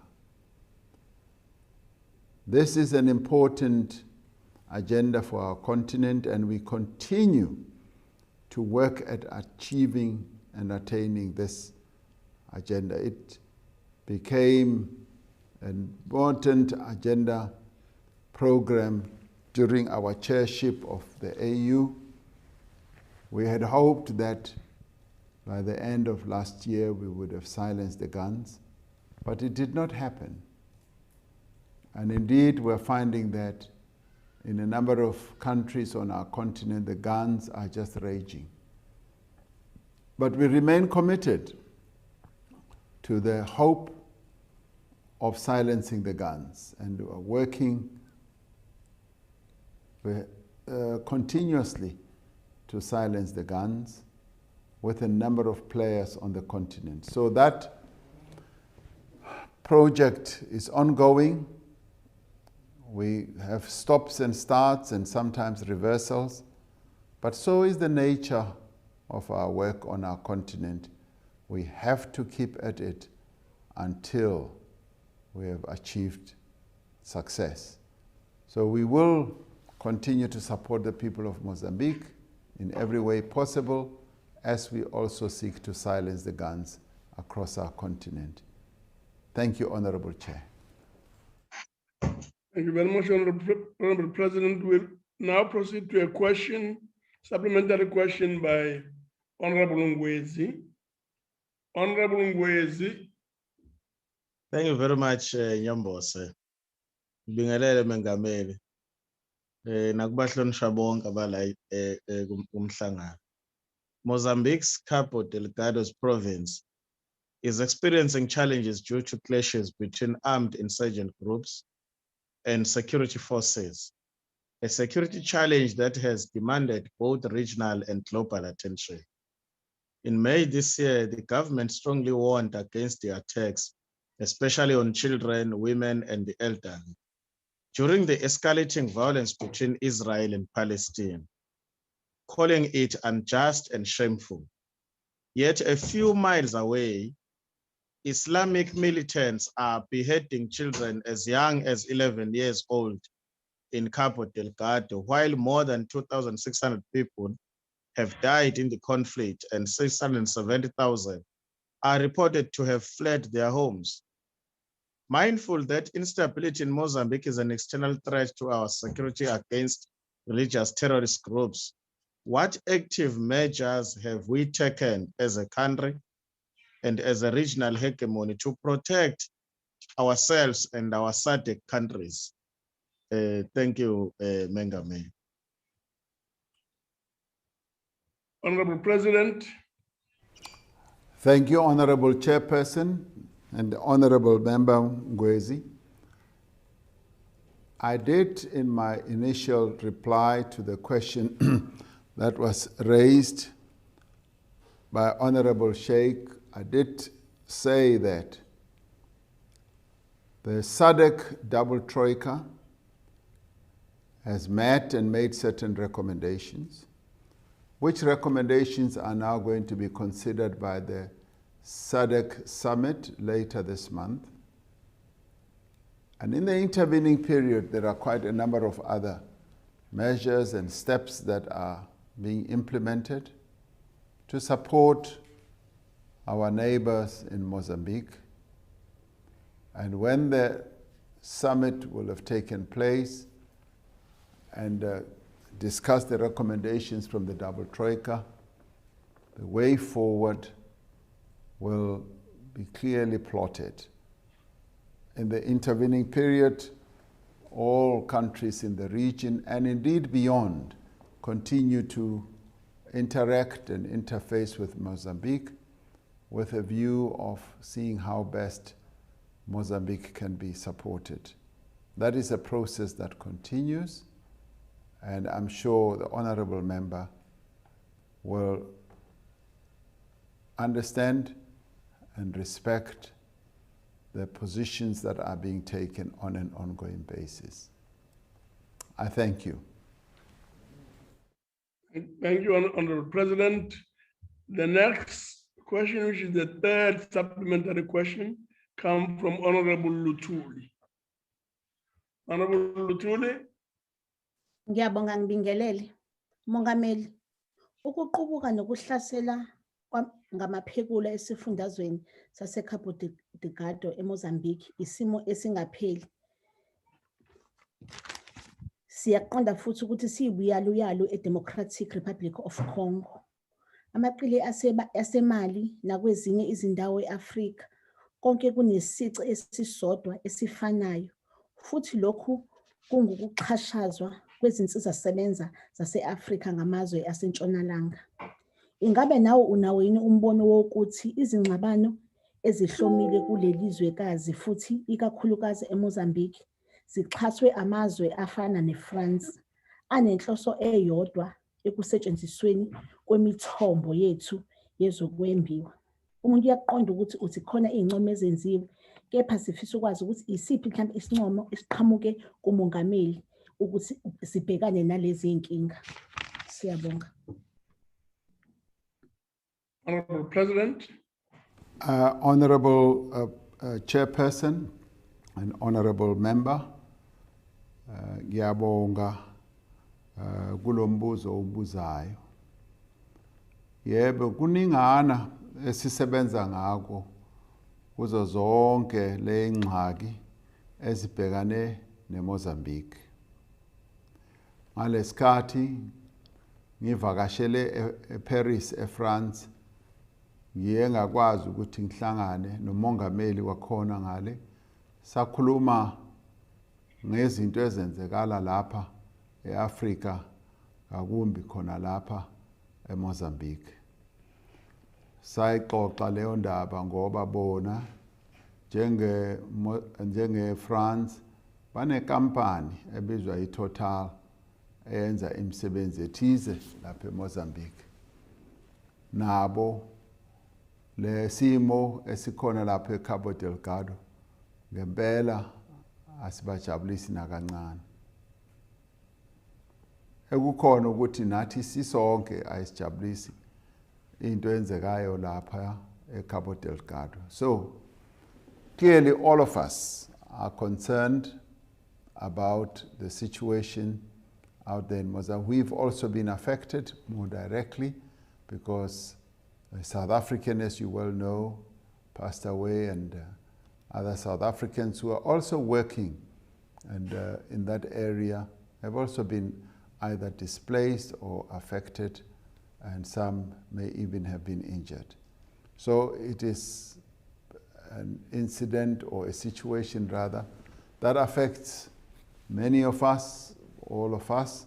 So we therefore need to work together and see how best we can solve this problem in supporting, yes, Mozambique, and making sure that we bring an end to the noise of the guns and silence them all together so that we can live in peace and harmony as the people of Southern Africa and indeed Africa as a whole. I thank you. Thank you very much, Honorable President. We will now proceed to the fourth and last supplementary question from Honorable W.A.S. Ocamp. Honorable Ocamp. Thank you, Honorable Chairperson. Thank you, Honorable President, for taking the question. Honorable President, noting the depleted budget to the South African National Defence Force and the understaffing of the border monitoring program of the Defence Force, as well as the fact that there are rumors of extremist groups already having cells in South Africa, what steps have been taken to ensure that South Africa is protected from similar threats and attacks as those that took place in Cabo Delgado in Mozambique, especially noting the recent discoveries of gas resources near our coastline? Thank you, Honorable President. Honorable President.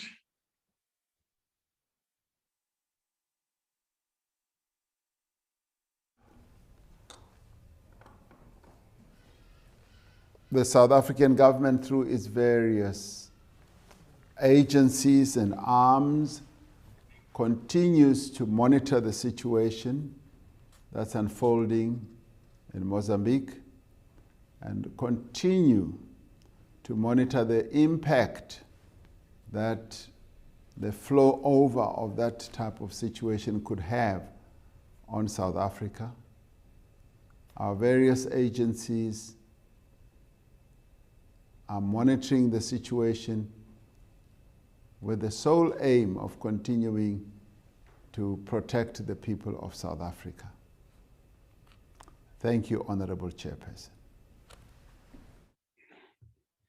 Thank you very much, Honorable President. We'll now move over to the last question. That is question 6. The question is on strengthening the fight against the gender-based violence and or femicide. The question is from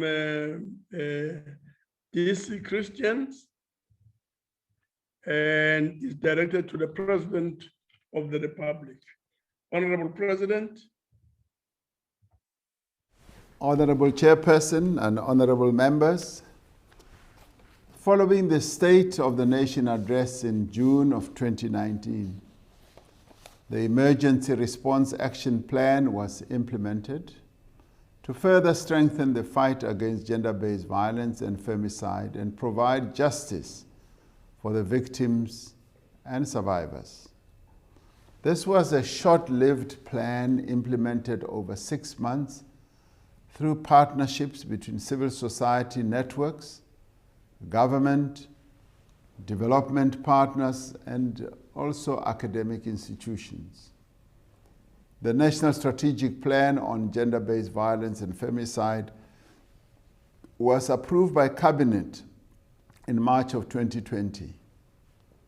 Now that plan builds onto the Emergency Response Action Plan and focuses on improved accountability, responsiveness to the needs of survivors, addressing impunity, and driving a comprehensive prevention agenda.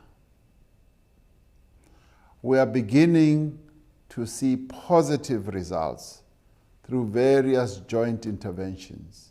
In February, in 2021, we launched the Private Sector GBVF Response Fund, where an initial amount of almost 130 million rand was pledged. Legislative reform has been a critical component of the National Strategic Plan. Last week, the National Assembly passed 3 bills: the Criminal Law, Sexual Offences and Related Matters Amendment Bill, secondly, the Domestic Violence Amendment Bill, and thirdly, the Criminal and Related Matters Amendment Bill. Now, these 3 bills are now on their way to your House, Honorable Chairperson, the NCOP. I would encourage the NCOP to carefully consider these 3 bills with a sense of urgency within the legislative mandate of the NCOP. We have introduced several innovative initiatives to facilitate access to support and justice. This includes an SMS notification system for applications for domestic violence protection orders that was launched at all district courts in January 2021. The Domestic Violence Amendment Bill, once passed, will make it possible for complainants to apply for protection orders online. Now, 32 regional courts are ready for the designation that we could give them as sexual offences court. There are plans for the establishment of 6 additional Tutuzela care centers. As at March 2021, all police stations had the necessary sexual assault DNA kits to assist victims and survivors. The implementation of the NSP on gender-based violence and femicide through the district development model, which we launched, is being embedded in provincial and local government structures. All provinces in our country are developing provincial plans. The process of localization is further bolstered by the establishment of rapid response structures at district and local municipality levels across the country. As we move into the second year of the National Strategic Plan, we are focused on strengthening accountability at all levels of government and society. We are also developing a comprehensive national gender-based violence and femicide prevention strategy, including evidence-based social and behavior change programs.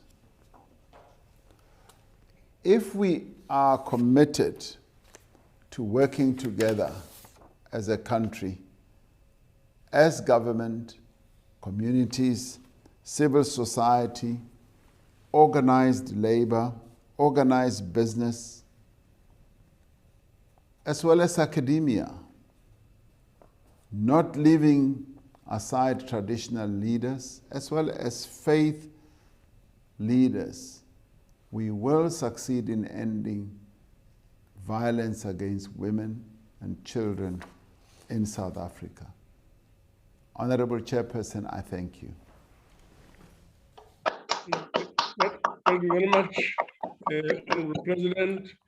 The first supplementary question comes from Honorable DC Christians. Honorable Christians.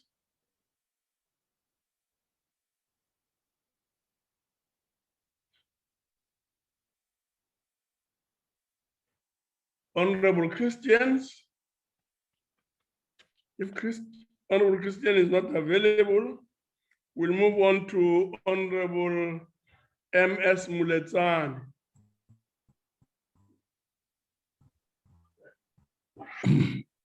Honorable Muletsane. Thank you, Chair. Honorable Chair. Oh. Yes, Labuschagne. On a point of order, please, Chair. I think Honorable. Yes. What is the point of order? Honorable Christians has load shedding.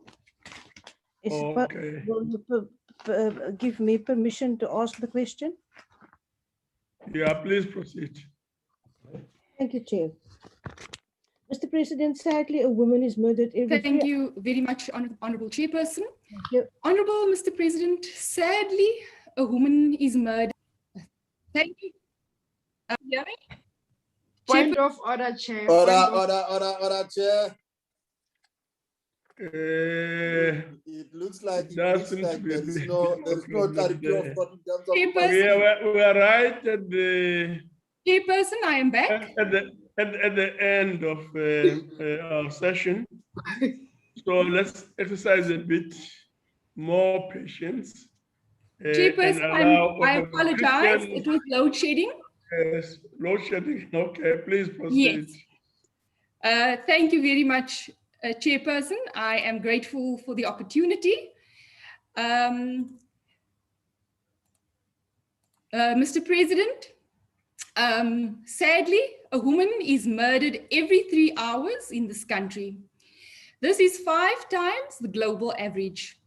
There is a huge imbalance in how your government is dealing with this scourge.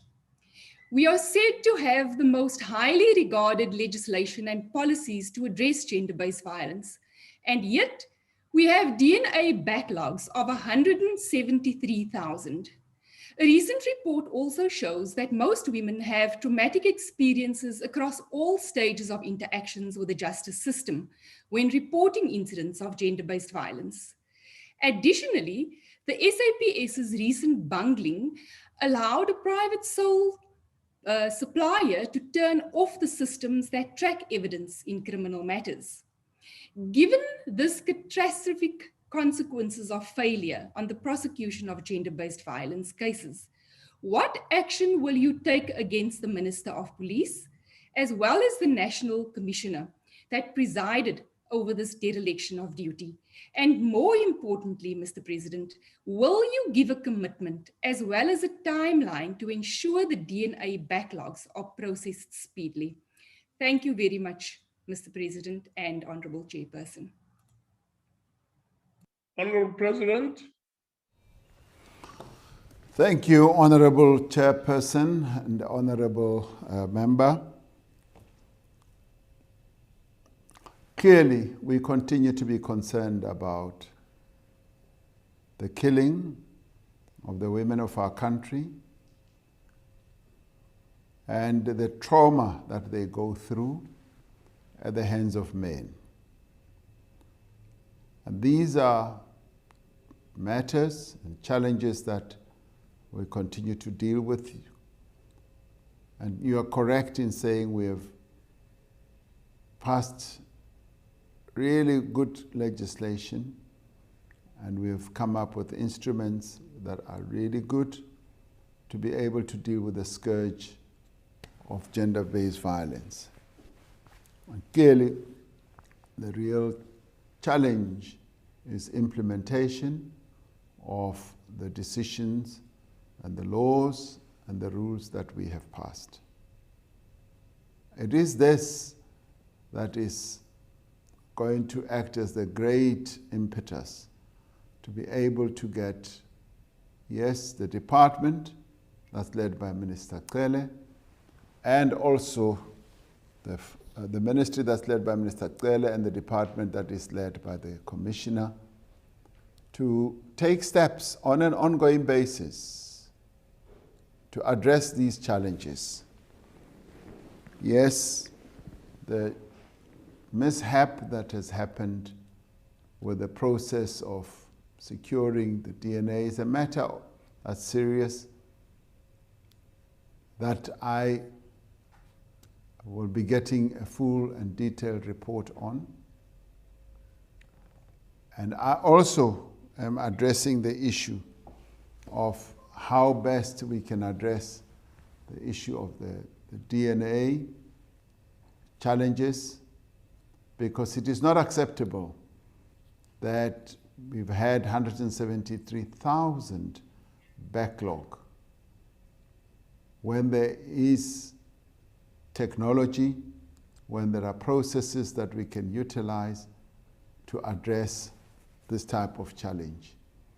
This, to me, is a huge, huge, huge problem, which I am addressing. Thank you, Honorable Chairperson. Thank you very much.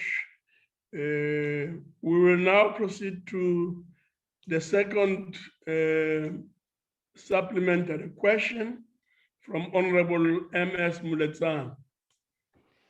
Honorable Muletsane. Thank you, Chairperson.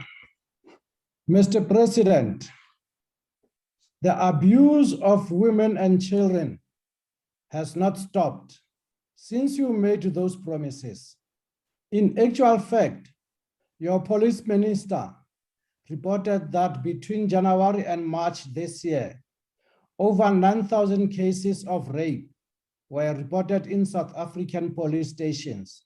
What, in your view, needs to be done beyond the usual rhetoric from you to stop the abuse of women in this country? Are the police sufficiently equipped to investigate and the NPA sufficiently equipped to prosecute these cases? Thank you, Chairperson. Thank you very much, Honorable President. Thank you, Honorable Chairperson. Thank you, Honorable Muletsane, for those questions. Yes, it is a matter of deep concern that the killing and the rapes of women continue in the horrendous manner that they do. And in the end, we need a police force that is well-trained, well-prepared to deal with this horrific trauma that the women of South Africa go through. We continue to pay attention to equipping our police so that they are able to deal with this challenge. Work is ongoing on a continuous basis. We continue to prepare them, we continue to train them and retrain them. The NPA is focused on ensuring that those who perpetrate these acts against women are brought to book. And the NPA, yes, has its own challenges of being short-staffed, but even the NPA has taken the trouble to train its members so that they are able to, when they have to prosecute incidents of rape and murder of women, they are able to do so effectively and efficiently, so that every case they handle leads to conviction. Now, all this is being addressed on an ongoing basis. I am certain that we will see progress and a positive response as we move on. This matter of killing of women and the raping of women and young girls is of great concern to all of us.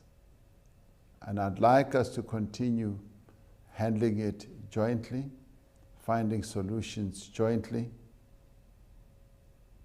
so that we bring GBVF to an end in our country.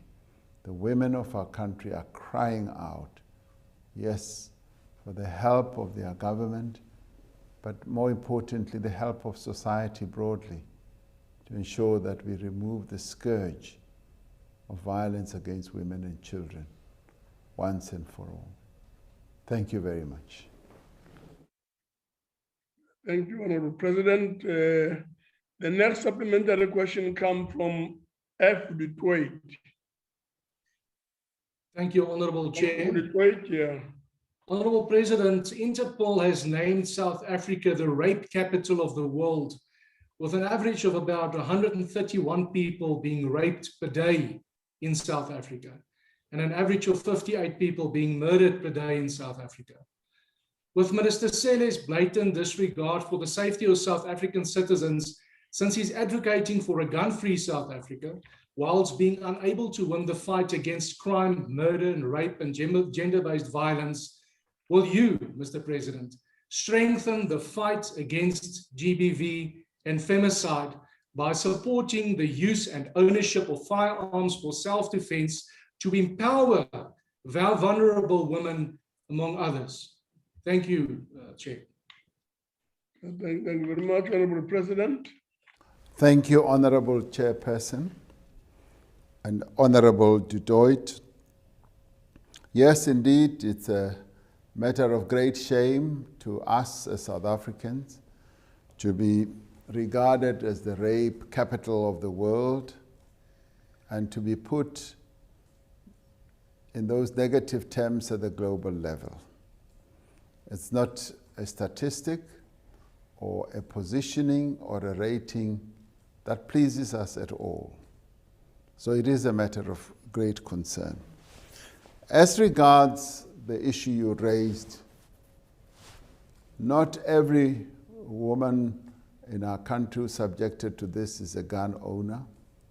And so therefore, to reduce the issue of self-defense to just owning a gun by women, I think is a mistake. We need to deal with the issue of gender-based violence and femicide as a national crisis.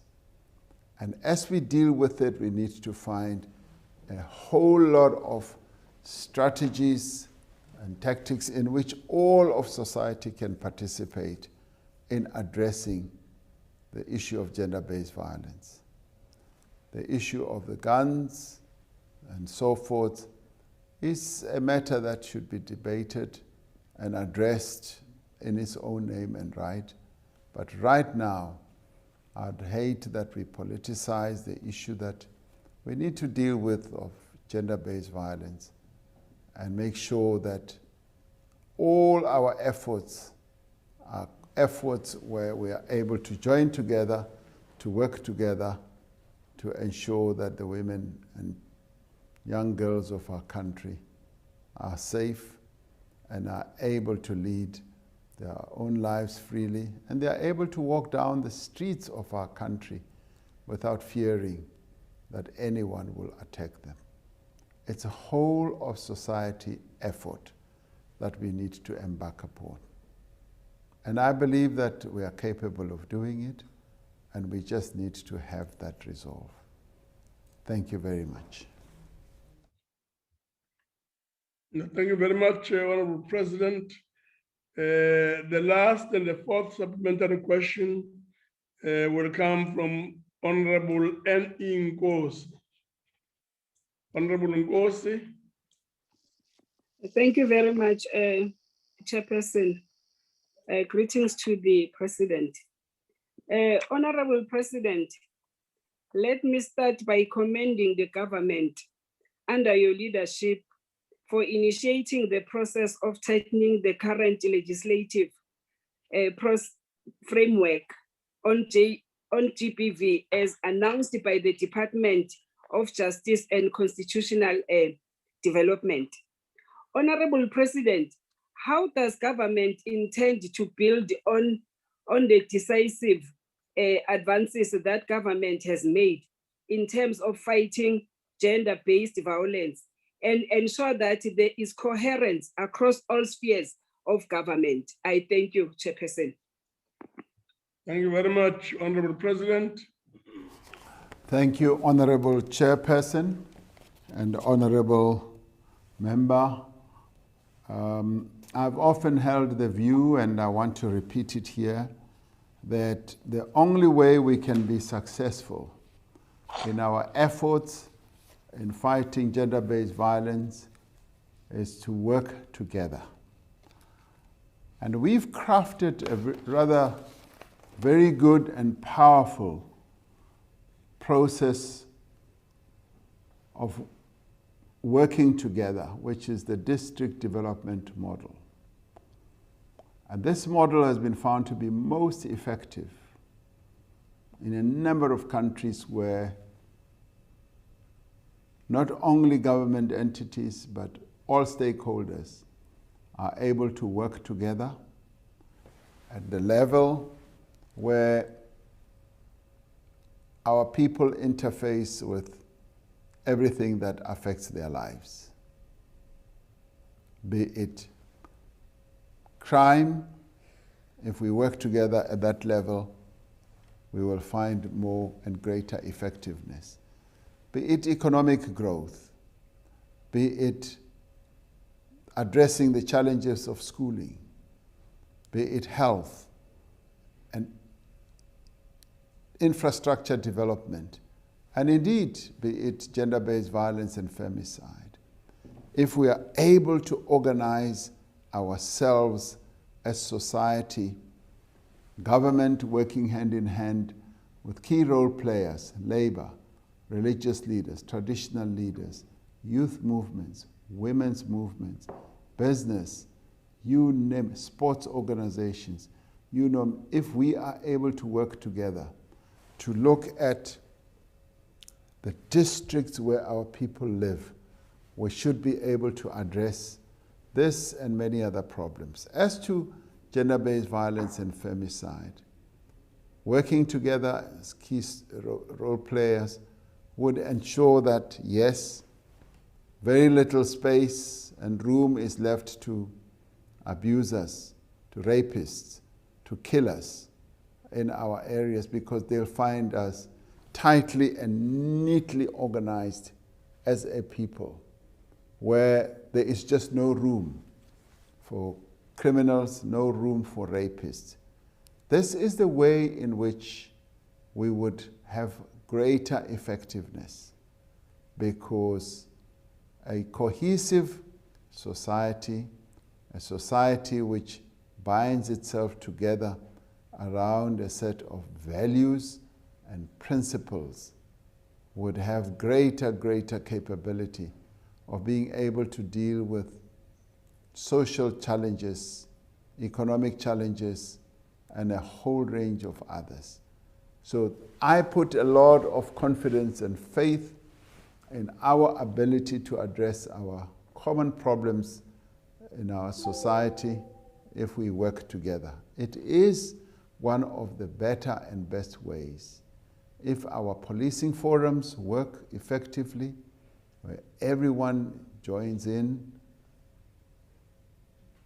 a common purpose type of approach, where everything that happens in our society, in our community, is everyone's concern, and it's everyone's responsibility, where we also take account for each other, where we look out for each other. That, in my view, is the philosophy that the father of our nation, Nelson Mandela, urged us to pursue, Ubuntu, because it is through the Ubuntu principle of philosophy that we are able to say, my neighbor is my responsibility, my neighbor's well-being is my responsibility. Ngoba ngaleyo ndlela siyakwazi ukusho ukuthi umuntu yebo ngumuntu ngabanye abantu. Makunjalo siyakwazi ukuthi sikwazi ukuthi sibhekane, sisebenze kunye, senze yonke into ngendlela ezokwazi ukuthi isise phambili njengomphakathi. Ha re ka etsa jwalo, tla fumana hore ka nnete ho tla ba le tswelopele e tla re isang pele. Ka hobane ka yona tsela eno re tla ba re bontsha hore re a tlhokomelana, re sebetsa mmoho dibakeng moo re dulang teng. Ho etsetsa eng? Ho etsetsa hore le bao ba ratang ho bolaya basadi, ba batlang ho repa basadi, a bana sebaka se ba ka tshabelang ho sona. Ba tla fumana hore re ntho e le nngwe, re kopane, re batho ba le bang. Ka hobane motho ke motho ka batho ba bang. I thank you, Honorable Chairperson. Thank you very much, Honorable President. Egameni ke le NCOP seniyangivumela ukuthi ke ngendlulise amazwi okubonga ekumengameli ngokuthi asabele izwi lomkhandlu ye-NCOP ukuzophendula imibuzo. So very, very grateful, Honorable President, that we have availed yourself. That, honorable delegates, concludes the business of the day. The House is now adjourned. Hi, Yampi. Thank you, President. Thank you, President. Thank you, Chair. Order. Recording stopped. Chief Whip. Chief Whip, thank you. Premiers, MECs.